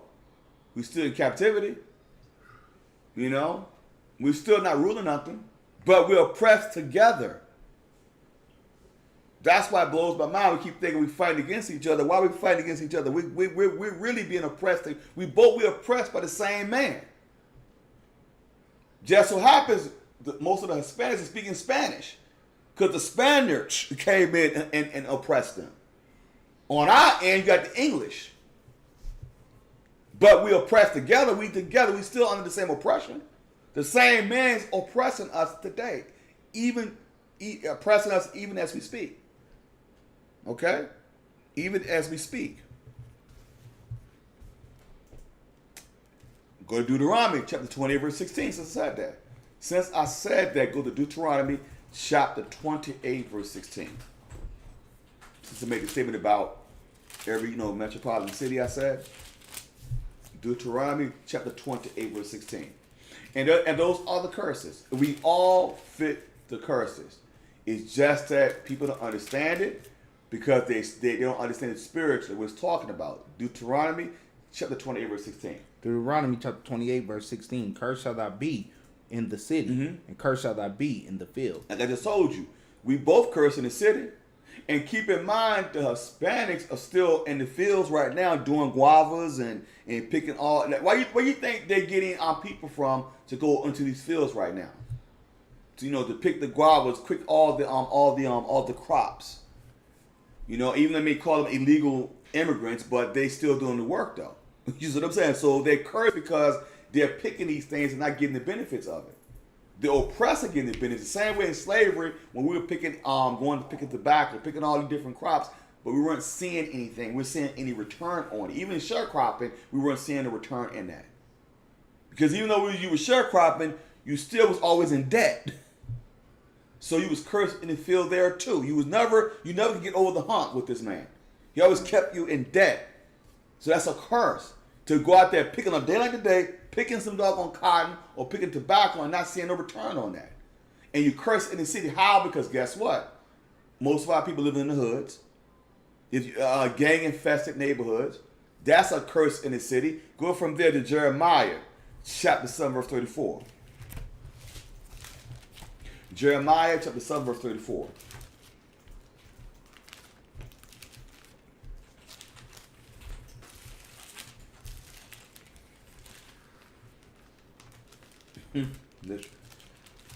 That's right. Black and brown. That they said black and brown because we in the same. That's why it blows my mind where blacks and Hispanics fight each other. Because we're being oppressed by the same man. The same man. The one man got you speaking Spanish. The other man got me speaking English. What's the difference? We still in the same boat. You know what I'm saying? So it's like and it's because they want to keep us apart from each other because they can divide and conquer. Have us fight. Because they'll tell you, I'm going to tell you what they have us believing. Those illegal immigrants are getting your jobs, brother. But them same ones who saw illegal immigrants, you using that labor to make money. It's still slave labor, but you want to have us fighting against each other, man, making us believe that they coming to take our jobs. You see how they're able to manipulate our people and play political games? See, it's all the game, everybody. Pay attention to what they're doing. They know what they're doing. It's called divide and conquer. They're doing it. And a lot of us are falling for it on both ends. Falling for it because we think we're different nations, but we're the same people. They don't want you to know that. Because once you recognize they come together, see, let me tell you something. We're gonna deal with the stick of Ephraim. When we come together, it's gonna be a wrap. That's why they want to keep us separated. I'm gonna say it again. I'm gonna hit you with this. I'm gonna hit you with this. If the blacks and Hispanics kept one commandment, they could cripple this economy. No, you know what commandment that is? Do you know what commandment it is? If they kept that one commandment, they would cripple this economy. The Sabbath. If we kept the Sabbath day consistently, it would cripple the economy. You want to know how? Because no buying and selling. No work, no servile work. That one commandment. That one commandment. They know that. So that's why they want to keep us from keeping laws. They know what they're doing. It's called craft the counsel. Okay? Jeremiah 7:34. Jeremiah chapter 7, verse 34. Then will I cause to cease from the cities of Judah and from the streets of Jerusalem the voice of mirth and the voice of gladness, the voice of the bridegroom and the voice of the bride, for the land shall be desolate. That's what happened to our people. When you look at, when it says, and then will I cause to cease from the cities of Judah and streets of Jerusalem the voice of mirth and the voice of gladness, the voice of the bridegroom and the voice of the bride, for the land shall be desolate. You got 70 AD that happened. Okay, that's another version. That's another way of curse in the city was 70 AD. Because when the so-called white man under Titus and Vespasian came in 70 AD, they made our land desolate. But that's a curse in the city, you see, and it made our people flee away from that city. That's a curse in the city. From there, Ezekiel 37 and verse 15. Because remember something, think about y'all, we're in this together. All the tribes are in this together, but see, we don't know because, once again, we're discontinued from our heritage. And right now, politically, you got one Hispanic lady, and I forgot her name, she's going in on reparations about our people, about blacks. They're using her to go against us, which is sad. And she don't know that she's oppressed herself. She's a political figure, right? I forgot her name. It's a lady. And what she has done, they're using her to say that Juneteenth is a joke, is a ratchet. Is she a politician? She's a politician. Yeah, heck yeah. Yeah, this was recent. What are you talking about? We know what's that lady? I forgot her name. She's Hispanic now. They're using her to go against the blacks. And I'm showing y'all this. Listen, y'all. Talking about Alexandria. Is it Alexandria Cortez? One of them, I forgot her name. But what I'm saying, what I'm getting at this, y'all, is this. What I'm saying is this. They're using her. Yeah, her, and there's another one too. But here's what I'm going with this. This isn't to go against Hispanics. What I'm showing you is what the white man does. He used people like her to go against us. We still oppressed. We both oppressed. Her people oppressed too. She just so how they allow her to have a political seat, but they're using her to go against us, and it's a shame how they're able to do that, and we're able to buy into that. You see, not recognize the prophecy what they were going to do to our people. See, once we recognize that, y'all, this is why this is important. Give me Ezekiel 37 verse 15. You looking her up? I was trying to. Cause they had her, man. I'm telling you, man, it was crazy. She was talking about some Juneteenth was ratchet and she was just going in. But what I'm showing y'all is this is what they do to our people. They have us going against each other, and they do that systematically. It's called crafty counsel. They know what they're doing. So what will happen? Being because she's Hispanic, and she has a political seat, oh, they're going to have that uproar, you see? And they know exactly what they're doing. Ezekiel chapter 37, verse 15. The word of the Lord came unto me saying, Moreover, thou son of man, take thee one stick and write upon it for Judah and for the children of Israel, his companions. Then take another stick and write upon it for Joseph, the stick of Ephraim, and for all the house of Israel, his companions. So now you look at what this is explaining, people. This is a commandment, all right? And this is what blows my mind with brothers and sisters who leave the truth. The first thing they want to attack is the enzyme. And you know why? Read it again. What does it say? Moreover, thou son of man, take thee one stick and write upon it for Judah and for the children of Israel, his companions. Then take another stick and write upon it for Joseph, the stick of Ephraim, for all the house of Israel, his companions. So Joseph, the stick of Ephraim, is going hand in hand. He's representing his father. But he's showing you his companions. Judah and his companions will be, once again, the southern kingdom, Judah, Benjamin, Levi. Ephraim or Joseph and his companions will be with the northern kingdom, the other tribes. But he says, this is a prophecy, take the stick. Go ahead, read on. Verse 17, and join them one to another. Do what? Join them one to another. One stick. And they shall become one in thine hand. So when it says, join them one to another to one stick, that they shall become one in thy hand, what does this mean, watchmen? Y'all should know this. What is this representing? What is this saying? Verse 17 says, join them one to another into one stick, and they shall become one in thy hand. What is this talking about?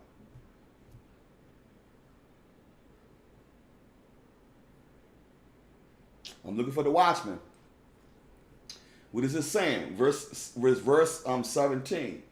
It says, and join them one to another into one stick, and they shall become one in thy hand. What's that talking about?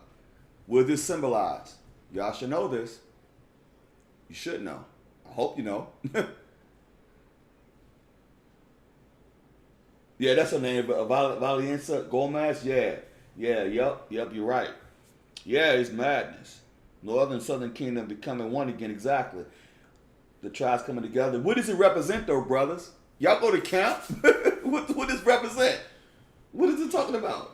Y'all right? Y'all not wrong, but what does it really represent? It represents the enzyme. This is why. Listen, y'all. This is why when people ask you why y'all got that enzyme up, you go right here and show them this is why. Because we're commanded to do this. Go ahead, next verse. Keep reading. Go ahead, read. Verse 18. And when the children of thy people shall speak unto thee, saying, Go ahead. Wilt thou not show us what thou meanest by these? Say unto them, Thus saith the Lord God, Behold, I will take the stick of Joseph. I will take the stick of Joseph. Go ahead, read on. Which is in the hand of Ephraim. Go ahead.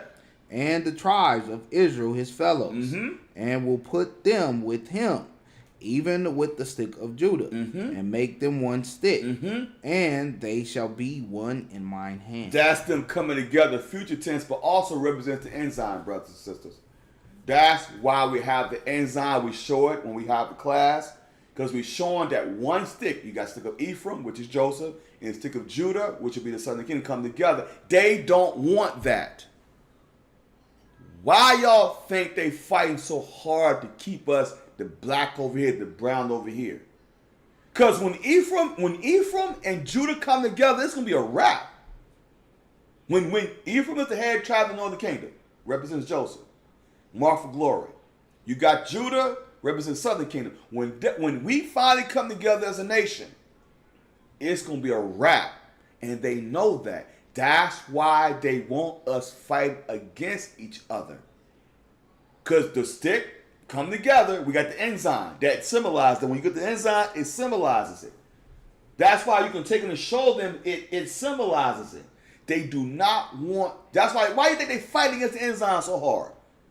They fight against the enzyme because they know prophets. They know once we know who we are and we come back to who we are, it is a wrap. They know that. That way they fight so hard against the enzyme. No, that's inaccurate. No, it is accurate. They know. They know. They don't want you to know. Okay? They don't want you to know. Oh yeah, it's all kinds of documentation to show that we're the Israelites. They know this. They don't want you to know. They want to keep us fighting against each other. You Hispanic, you this, we black, we whatever, and keep you divided. They know exactly what they're doing. It's called crafty counsel. Keep reading. Go ahead, read on. Verse 19. Yeah. Say unto them, thus saith the Lord, behold, I will take the stick of Joseph, which is in the hand of Ephraim, and the tribes of Israel his fellows, and will put them with him, even with the stick of Judah, and make them one stick, and they shall be one in mine hand. We should be one, because when we come back together, we shall become one again. That's why we go to the streets. That's why we go to our people. Because we are commanded to do what? To galvanize the 12 tribes of Israel. And we have to have the enzyme to show who they are. They don't want you to show the enzyme. You notice they want to shut the enzyme down. No, that's not right. That's a different doctrine. No, it isn't. We're commanded right here to show you. We have to show our people who they are. We're commanded to do that. You go right here to show them. That's why we have the enzyme. Because of this. Go ahead, read on. Go ahead, read. 21. Verse 20. Yeah. Verse 20. And the sticks whereon thou writest shall be in thine hand before their eyes. You see, it says, and the sticks whereon thou writest shall be in thy hand before their eyes. That's why you have the enzyme. It's written. It's before their eyes. They can see, okay, tribe of Judah, American blacks. Tribe of Benjamin, you know, what we go Caribbean. Tribe of Levi, you know what I'm saying? Haitians. Tribe of Issachar, you know what I'm saying? You know, I'm just giving examples. You can see it. It's right. It says before their eyes, they can see it. We're commanded to show them that. But they don't want you showing it. Why do you think even brothers that leave the truth? Oh, that ends out. That's false. You have the devil on you, what you have. You have the devil on you. Okay, straight up. Okay, go ahead, read on. Go ahead. Verse 21. And say unto them, thus saith the Lord God, behold, I will take the children of Israel from among the heathen, whether they be gone, go ahead, and will gather them on every side and bring them into their own land. Had that happened yet? No. That's how y'all know the so-called Jews are not the people. You know what's funny? We always ask them, y'all talking about y'all Jews, right? But you do know there's other tribes. Besides, because Judah, really, you think about Judah, you got Judah, the kingdom of Judah. I just told you, Judah, Benjamin, Levi. Right. But you never hear any of them say, I'm Naphtali, I'm Asher. You never hear that. Right. You ever notice that? You ever notice the so-called Jews don't never call themselves any other tribe but Judah? That's it. I'm the Jews. You know it's other tribes, right? So which tribe are you? You never hear them say the Issachar. Right. You notice that. They never say the Asher. They never say, you know, they might slip and say Benjamin occasionally. But man is Judah. Judaism. They never say they any other tribe. Never. You know, I'm telling you, you never notice. They never say they Zebulon. They never say they any other tribe. They just say they just Judah. They may say Levi. They may say, let me call themselves Levi. That's it. But where are the other tribes? You know what they say? They lost. They no more. Give me the book of Ecclesiastes 4:16. Let's find out if they're gone. Because it's funny how the so-called, they always want to say Judah, they always say Jews, but they never want to talk about other tribes. You ever wondered that? They never continue the other tribes. Yeah, either Judah or Levi, exactly. Exactly, you're right, Gabe. They never mention the Issachar, they never mention Asher, but they always want to say, they know more, we can't find them. They know the blessing was coming through Judah. I mean, it's obvious. If you're going to steal something, steal the best of the best that you think that the blessed lineage is coming out of, when they don't know it's coming through all the 12 tribes. Right. But they said Ben, they're no more. That's what according to their findings, they're no more. Give me Ecclesiastes 4:16. Ecclesiastes 4:16.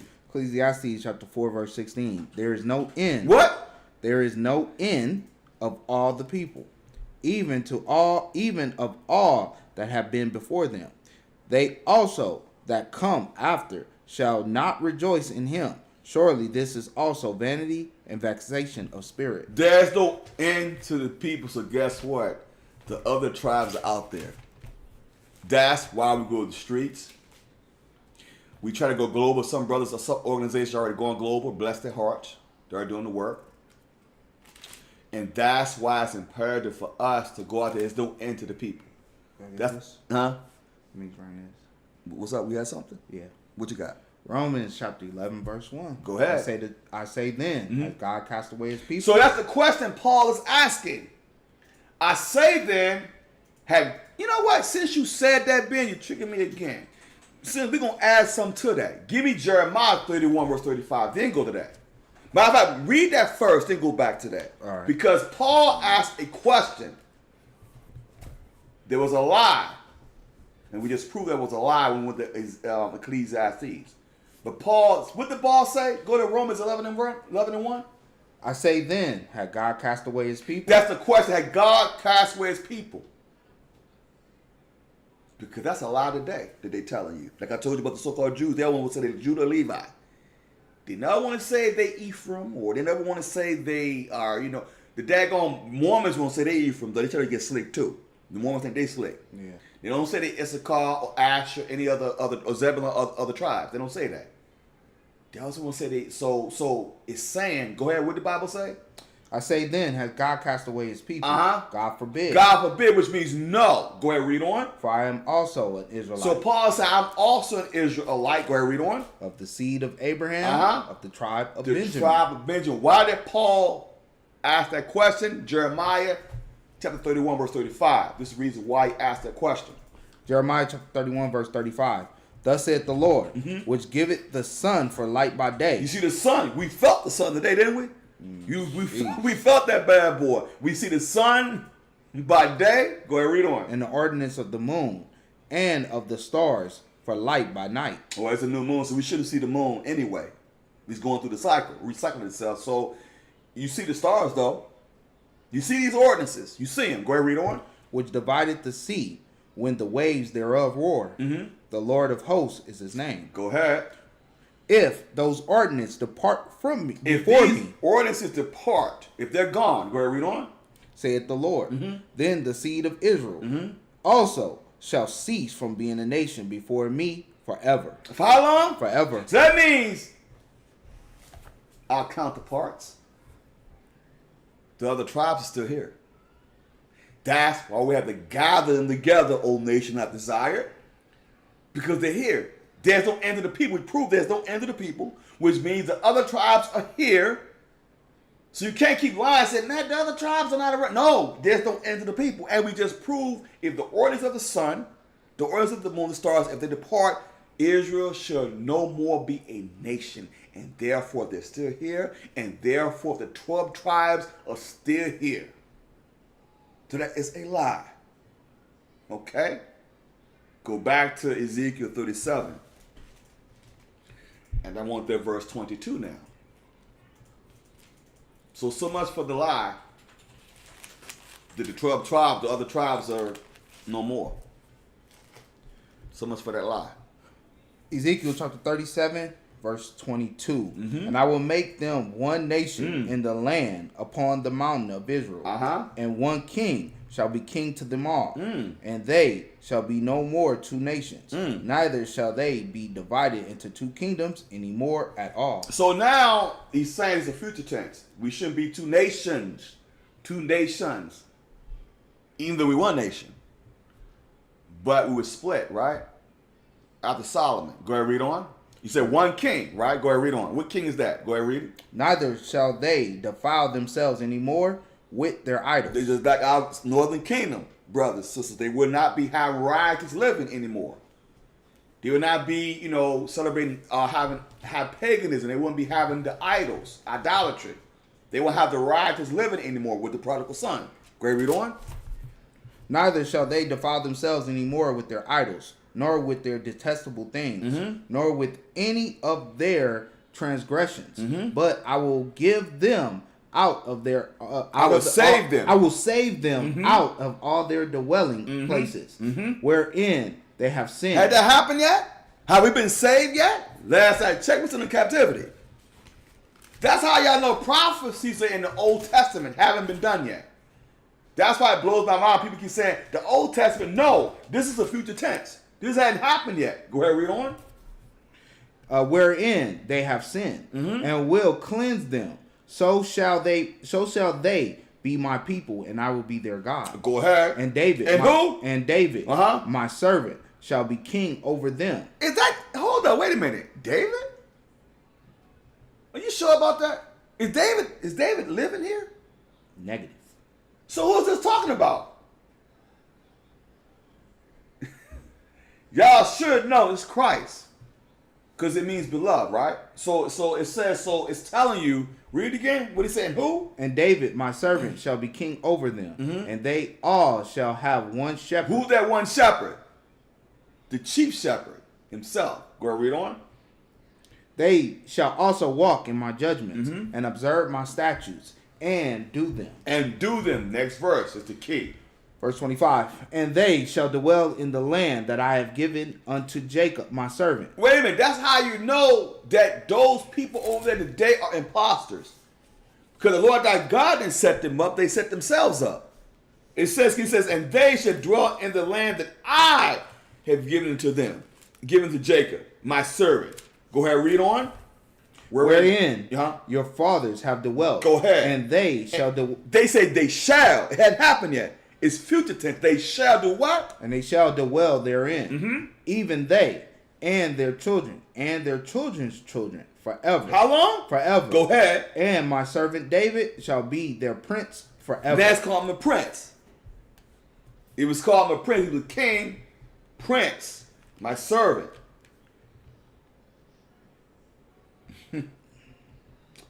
This is talking about Christ. This is why the so-called Jews hate Christ. Because they know when Christ cracked that sky, game over. Once the stick of Ephraim, the stick of Judah come together as a nation, game over. Why y'all think they fighting so hard to keep us fighting each other all the time? Even in the hood, you know, I mean, you know, you got the Hispanic gangs fighting the blacks gangs. You see? They know what they're doing. It's called craft the council. They're not stupid. They know we had to shut these jokers down. Quick. Okay? That's the end. Now give me John chapter 10, verse 14. You're almost done. Give me John chapter 10, verse 14. Christ says this. I did this months ago too. I'm just going to revisit it right quick. John chapter 10, verse 14. Christ says this.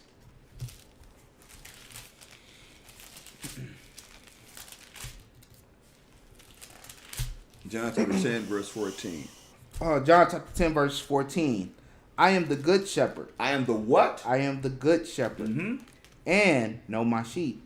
And am known of mine. As the Father knoweth me, even so I know the Father. And I lay down my life for the sheep. And other sheep I have, which are not of this fold. Them also I must bring. And they shall hear my voice. And there shall be one fold and one shepherd. So here's the thing. When you look at what it's saying, Christ is speaking. Christ says, okay, I am the good shepherd and know my sheep and known of me. And mine. As the Father knoweth me, even so I the Father, and I lay down my life for the sheep. For the sheep. Give me Matthew 18, verse 11. Give me that first, then give me Matthew 15. So Christ says he lays his life down for the sheep. But in Christianity, they love to say that he gave his life for mankind, right? They love to say, so in Christianity, they love to say that he gave his life to every man. But Christ just said he gave his life for the sheep, right? Matthew 18, verse 11. Matthew chapter 18, verse 11. For the Son of Man is come to save that which was lost. The Son of Man came to save that which is lost. Matthew 15, verse 24. Matthew 15 and verse 24. But he answered and said, I am not sent but unto the lost sheep of the house of Israel. Go back to John chapter 10, and I want verse 15 again. So now you understand who the sheep is. Y'all see, people should already know this anyway. But some people may be new. That's why I'm hitting it, because you may have some new people on that don't know what it is to do the precepts. Go ahead, read on. John chapter 10, verse 15. As the Father knoweth me, even so know I the Father, and I laid down my life for the sheep. He laid down his life for the sheep, the Israelites, the lost sheep of the house of Israel. Christ already told you who he laid his life down for. He didn't say for everybody. Did he say for everybody? He said he laid down his life for the sheep. Go ahead, read on. And other sheep I have, which are not of this fold. Them also I must bring. And they shall hear my voice, and there shall be one fold and one shepherd. We read about that in Ezekiel 37, about how they're going to have one fold, one shepherd, one king.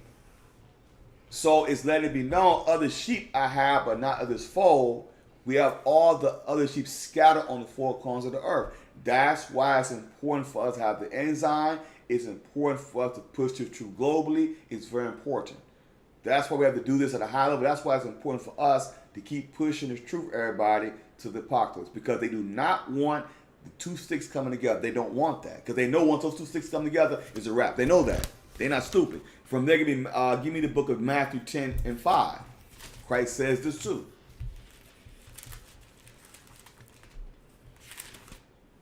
Matthew chapter 10, verse 5. Matthew chapter 10 and verse 5. These 12 Jesus sent forth and commanded them, saying, Go not into the way of the Gentiles, and into any city of the Samaritans. Enter ye not. Go ahead. He said don't go there. But where did he tell them to go? Go ahead, read on. But go rather to the lost sheep of the house of Israel. He says go rather to the lost sheep of the house of Israel. Go ahead, read. Verse 7. And as ye go, preach, saying, The kingdom of heaven is at hand. Why didn't he say go to the other nations? He said go to the lost sheep of the house of Israel and preach to them and say what? What did he say? What should he say to the lost sheep of the house of Israel? The kingdom of heaven is at hand. The kingdom of heaven is at hand. Give me Acts 1 and 6. See, we're showing you that the kingdom was always for Israel. And Christ only came back for the Israelites. But here's the thing. We have to recognize each other as a nation. Because what this man has done to our people, they basically have put a division between us. Okay? And that's why we have to come together under one banner, which is Christ. Give me that book of Acts 1:6. Book of Acts, chapter 1, verse 6. And when they therefore were come together, they asked of him, saying, Lord, wilt thou at this time restore again the kingdom to Israel? So that's the question even today. Will you restore the kingdom to Israel, which is so-called blacks and the so-called Hispanics and Native Americans, according to our fathers? We are the 12 tribes of Israel. That's who the kingdom is for. That's why we're hated. And he says, I will take one stick of Joseph in the hand of Ephraim. Give me Revelation chapter 7, verse 1. Revelation chapter 17, verse 1, and jump to verse 8. You said 17 or 7? 7, I'm sorry. Excuse me. I'm sorry. Some on my mind. Revelation chapter 7, verse 1, then jump to verse 8. My mistake. Revelation chapter 7 verse 1. Yes. And after these things, I saw 4 angels standing on the 4 corners of the earth, holding the 4 winds of the earth, that the wind should not blow on the earth, nor on the sea, nor on any tree. So if y'all may be new, y'all might not understand. This is future prophecy saying, and after these things I saw 4 angels standing on the 4 corners of the earth, holding the 4 winds of the earth, which 4 winds represent World War III. They're holding back World War III. Okay, it says that the wind should not blow upon the earth, nor on the sea, nor on any tree, which means it's not appointed, it's not time for destruction yet. When the Most High gives the word, he will bring forth destruction, but he's given the angel instructions to do what? He says, and these things I saw, 4 angels do not hurt the earth. Jump to verse 8. Because these tribes are marked for glory. They are marked for glory. But I want to deal with verse 8 though. Go ahead, read on. Verse 8. Of the tribe of Zebulun were still 12,000. Of the tribe of Joseph were still 12,000. The tribe of Joseph, which really is Ephraim.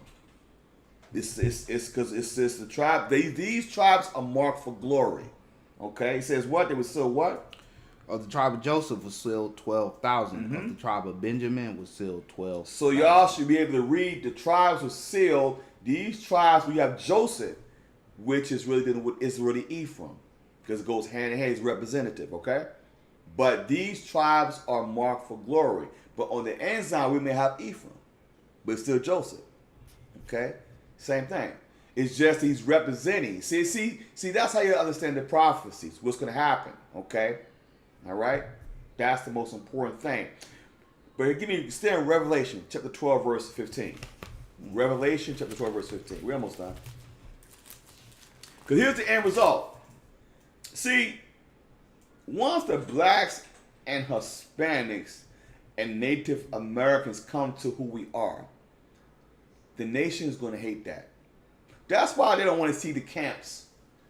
Israelite camps. All of us being pushed. They don't want to see us pushing the truth. They don't want to see us gather our people together. They want to see us divided. That's why I don't get caught up in this whole camp of going back and forth with different, or I don't do that. Because it's not profitable to our people. We're supposed to gather our people together, not go through nonsense. And when you look and you do your research on each one of the tribes, Mm-hmm. and you go as far as back as you could, every one of these tribes, all was in this truth. Mm-hmm. Every one of these tribes was all in this truth. Mm-hmm. Do your research. That's right. Go back. It's videos out there Mm-hmm. that at some point in time, these tribes was in this truth. They was all studying of the Hebrew Bible. That's right. Every one of the tribes. So if every one of the tribes was doing that, who else are you going to choose that was in this truth? Mm-hmm. When you look at the so-called chart, man, it's amazing. it's really stupid to me, to be honest with you, because people are looking at that and saying, oh, well, that's what you guys are pushing. No, when you do your research and you look at videos and you look at these tribes, all are studying out of this Bible at one particular time of another. That's how you get us coming together. And so people don't want that, because at that time that we was studying this and we was doing this truth, the Most High blessed us. And they know that the Most High is going to bless us. So what's the best way to not have the Most High to bless us? Tell us that we're against each other, have us killing each other, have us so far away from this truth. It's a shame. But at this point in time, they can't do anything, because the Most High is waking us up to this. I'm going to say this one more time, Israel. They hate us all. I don't care if we are ISOC. I don't care if we're any other camp. They hate us all. Now, am I saying that I'm going to try to go out coalition? No, I'm not. I'm just saying that the Most High already got a coalition. the Most High coalition. Yeah, I'm he's just already saying. got one going. But my point where I'm going with this is we're not trying to fight each other. We've done that too much. The camp banging and going. No, we won't do that. As long as you're doing the work. Okay, we might not agree. You might have a different. We don't agree. We get that, but I'm gonna sit there and waste my time going to another camp over some nonsense. We're here to build our people up, not to divide. That's a problem, and there's too much of that stuff going on, and that's what the enemy wants. He wants you to keep going at each other when you should be battling the nonsense they pushing. Let's go to Revelation chapter 12, verse 15. Let me show you something. This is the point. Revelation chapter 12, verse 15. And the serpent cast out of his mouth water as a flood. Now, what flood is that? Hold that. Give me 2 Samuel, chapter 22 and verse 3. Let's find out what the flood is talking about. It said, and the serpent cast out his mouth water as a flood. Give me 2 Samuel, chapter 22, verse 3. Because David says this. Even back during this time, dealing with the flood now, right? 2 Samuel chapter 22, verse 3. The God of my rock, in him will I trust. Go ahead. He is my shield. He's my shield. Not the shield of David. He is my shield. So, brothers, I'm just saying. Okay? That's why people gotta be very careful with that. Okay? I mean, I'm just saying. Okay? I'm just letting it be known. The scriptures say that what? Who is his shield? The God of my rock, in him I will trust. He is my shield. He is my shield, read.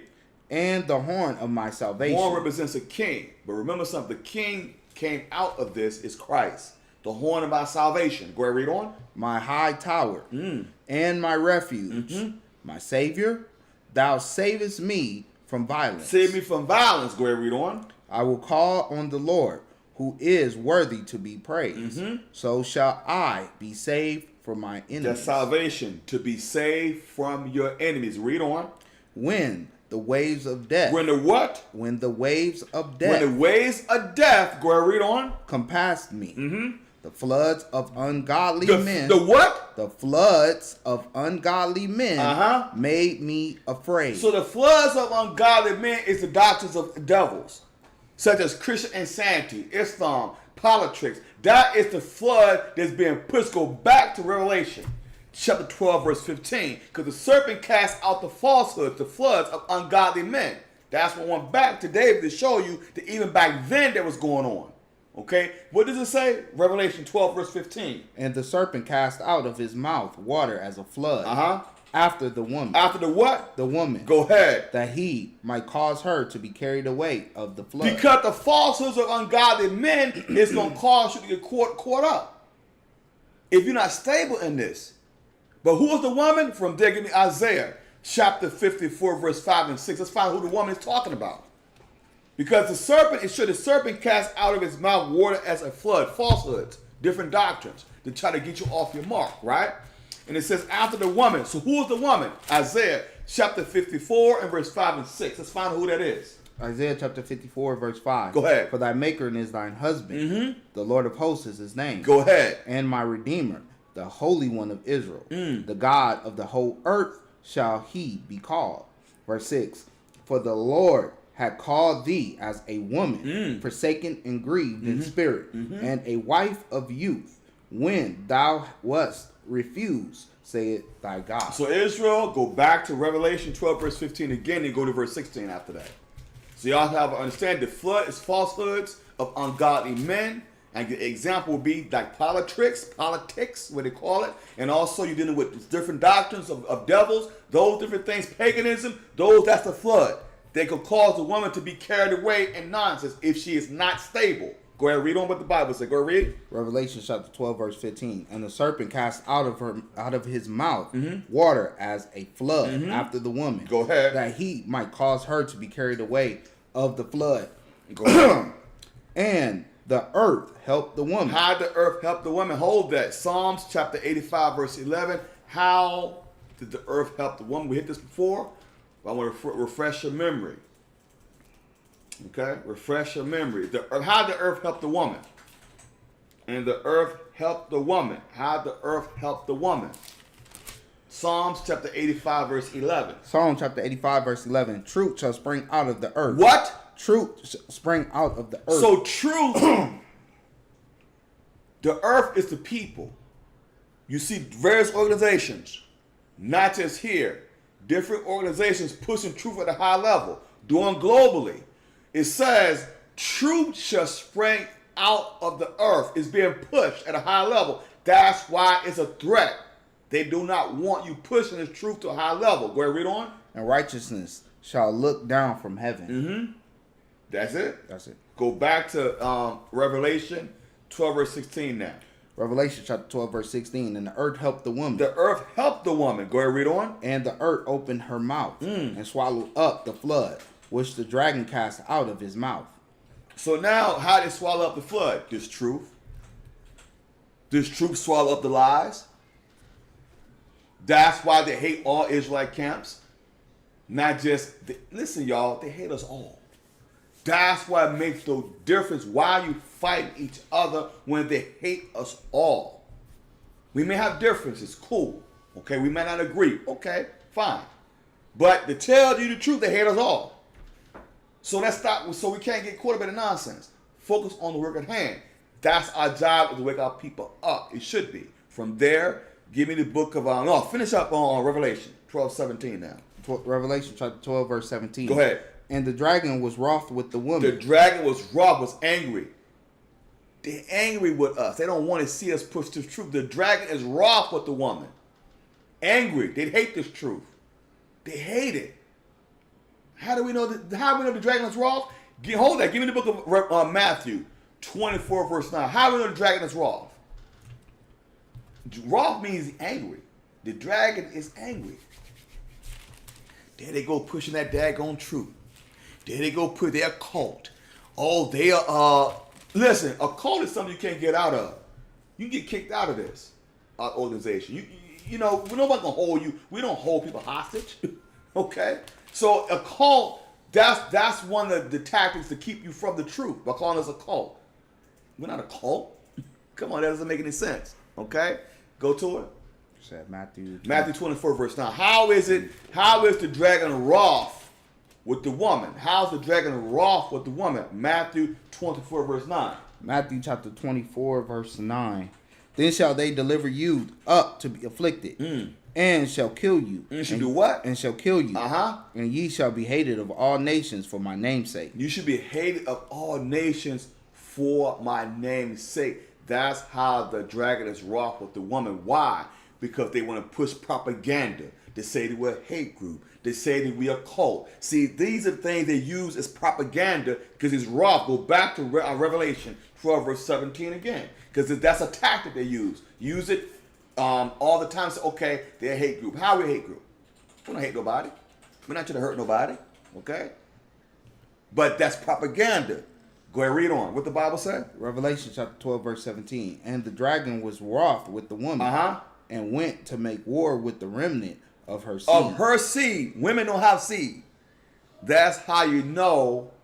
He's talking about Israel. It's actual. It's a similitude. Is Israel? Read on. Which kept the commandments of God. They what? Kept the commandments of God. Go ahead. And have the testimony of Jesus Christ. By pastor and reading that. Because here's the thing. They upset with the Israelites, repentant Israelites, who are keeping the commandments of God and have the testimony of Jesus. The law and the testimony right here. All over the Bible. Give me St. John, chapter 15, verse 18. St. John chapter 15, verse 18. We're almost done.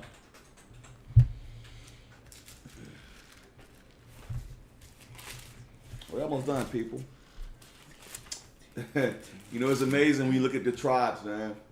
You know, to break the whole tribe in Zion, it will take, oh, my goodness. What's up? Mm-hmm.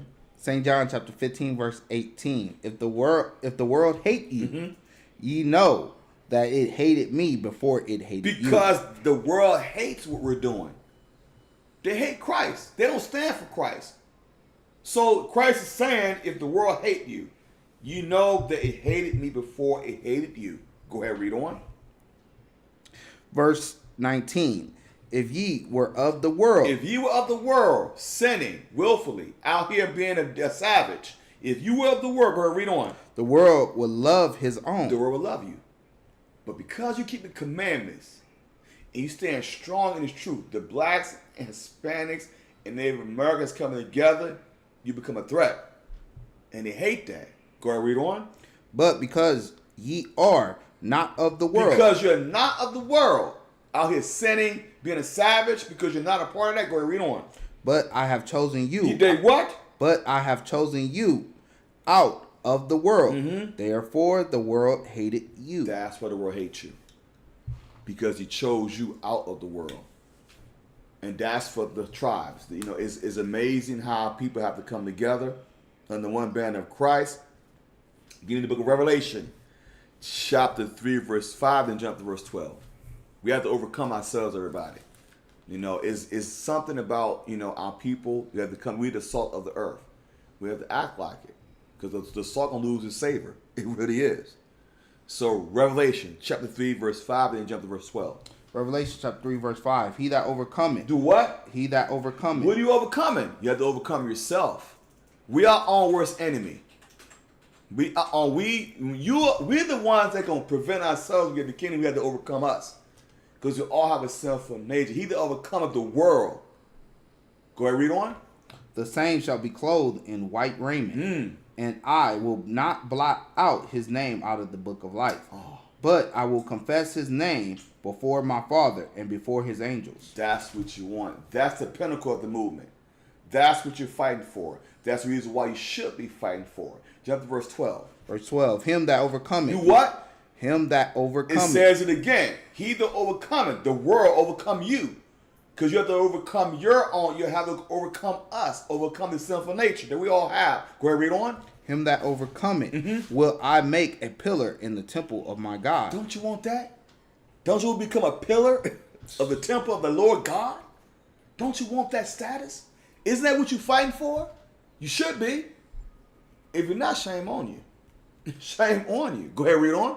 And he shall go no more out, and I will write upon him the name of my God, and the name of the city of my God, which is New Jerusalem, which cometh down out of heaven from my God, and I will write upon him my new name. Do y'all realize what that is? That is a privilege. That's something you're fighting for. Stay in Revelation chapter 21, verse 1. This right here is what we're fighting for. We're almost done. You know, I pray everyone gets some out today's class for real, because this is something. It's actually a pleasure to share this with y'all, to show y'all what we're fighting for. We're fighting for this. Revelation chapter 21, verse 1. Start with that. Revelation chapter 21, verse 1. And I saw a new heaven and a new earth. For the first heaven and the first earth were passed away, and there was no more sea. And I, John, saw the holy city, New Jerusalem, coming down from God out of heaven, prepared as a bride adorned for her husband. Is it really coming down? What John is seeing on the island of Patmos, he's seeing a vision of New Jerusalem. It's going to look so beautiful, so majestic, it's going to look as if it came from heaven. That's all he's saying. Go ahead, read on. And I heard a great voice out of heaven saying, Behold, the tabernacle of God is with men, and he will dwell with them, and they shall be his people. Go and ahead. God himself shall be with them, and be their God. God himself shall live with us. Can you imagine that, everybody?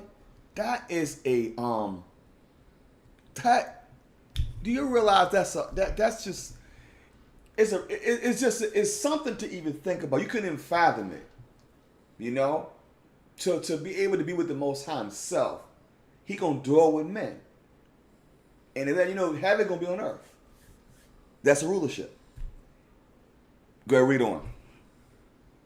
Verse 4, and God shall wipe away all tears from their eyes, and there shall be no more death, neither sorrow nor crying, neither shall there be any more pain, for the former things are passed away. The former things are passed away. And that's what we're fighting for. We're fighting for that point. We're fighting for that. That's something we want. That is a privilege to have that. We're fighting for that. Go ahead, read on. Verse 5, and he that sat upon the throne said, Behold, I will make all things new. And he said unto me, Write, for these words are true and faithful. Go ahead. And he said unto me, It is done. It is done. It's already done. It's already set up already in heaven. We just have to play everything out and keep the charge of the Lord. And don't fall off. Go ahead, read on. I am Alpha and Omega, the beginning and the end. I will give unto him that is athirst of the fountain of the water of life freely. You're correct, Gabe. No more nations, exactly. They'd be done with. No more, it'd be done. But it's also about the ones, I'm talking about the ones that's going to be taken out. It's dealing with Esau as well. But you're going to have the other nations are going to have to serve us, though. So not all the nations are going to be taken out of here. Just Esau. Okay. Go ahead, read on. He that overcometh shall inherit all things, and I will be his God, and he shall be my son. You're going to inherit all things from the beginning. That's why we have to stand strong in this truth, everybody, because people are falling off. You see it today. I hate to see how people fall off. They're not even in the truth anymore. It's a shame. It really is a shame, y'all. Jump to verse 10. Verse 10. And he carried me away in the spirit to a great and high mountain, and showed me that great city, the holy Jerusalem, descending out of heaven from God. Go ahead. Verse 11. Having the glory of God, and her light was like unto a stone most precious, even like a jasper stone, clear as crystal, and had a wall great and high, and had 12 gates. 12 gates. Now, we always love to ask people, how many gates of heaven? See, Pastor Money ain't going to tell you this. How many gates are for the kingdom? They never tell you. They always want to make you think it's one gate, right? Go ahead, read on. And had a wall great and high, and had 12 gates, and at the 12 gates 12 angels, and the names written thereon, which are the names of the 12 tribes of the children of Israel. So that's what we have to look forward to. 12 tribes, the 12 gates. The 12 gates is only for the Israelites. And that's why they do not want the stick of Ephraim. They don't want the stick of Joseph, in the hand of Ephraim and the stick of Judah to come together. Because they know, because you just read it. The 12 gates is for the 12 tribes of Israel. That's who the kingdom is for. And they do not want you to come together and recognize that. 1 Peter chapter 2 verse 21. Finish up.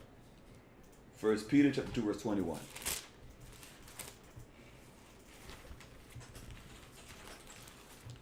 First Peter chapter 2 verse 21. For even hereunto were you called. You were called.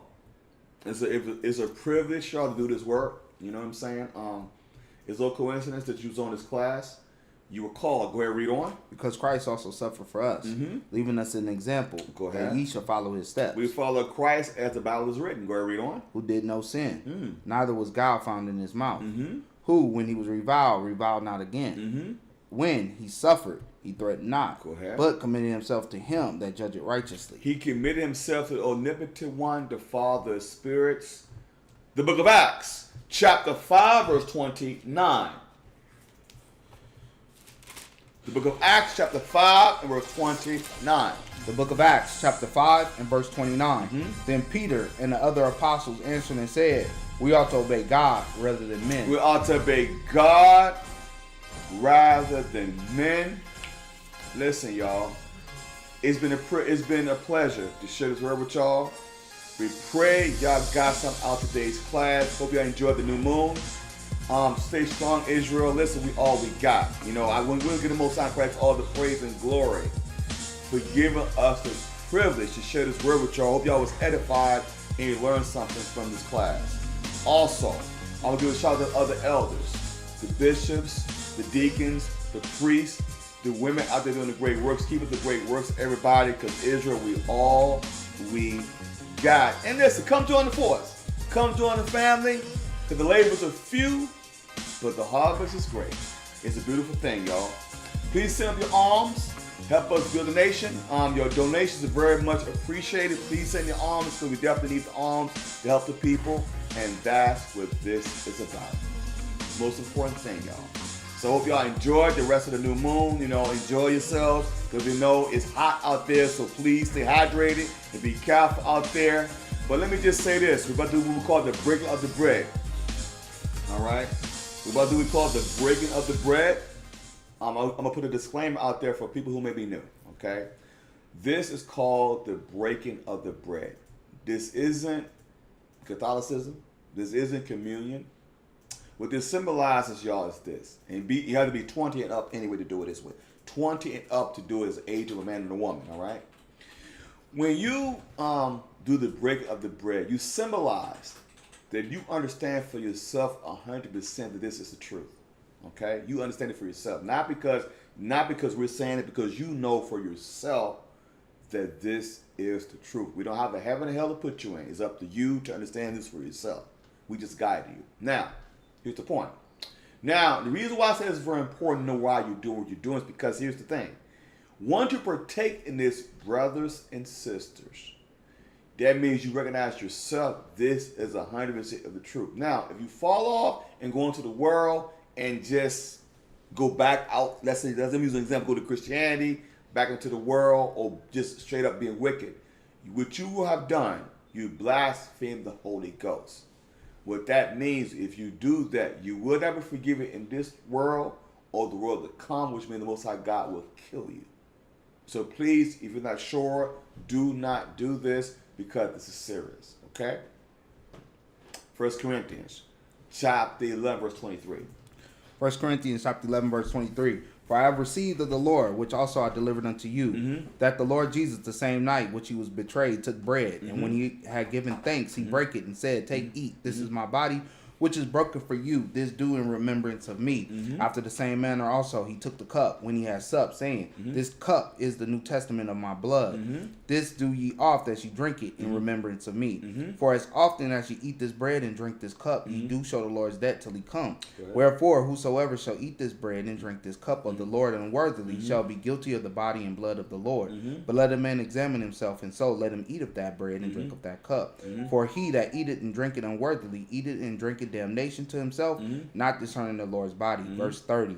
For this cause many are weak and sickly among you, and many sleep. That's why it's very important to understand, y'all. Do the break of the bread. Recognize what you're doing, Israel. I pray y'all enjoy the rest of the Sabbath, the rest of the new moon. Please be safe out there. Just enjoy each other. Y'all enjoy each other's company because we got Israel. Once again, Brother Raphael. And to my right, Brother Ben and I. Until next time, we say Shalom. Romans chapter 11 verse 1. I say then, hath God cast away his people? As God cast away his people, you so-called blacks and Hispanics, the Israelites, have God cast away his people? Read. God forbid. Meaning no. God has not cast away the Israelites. Read. For I also am an Israelite. Paul said, I also am an Israelite. That's the New Testament.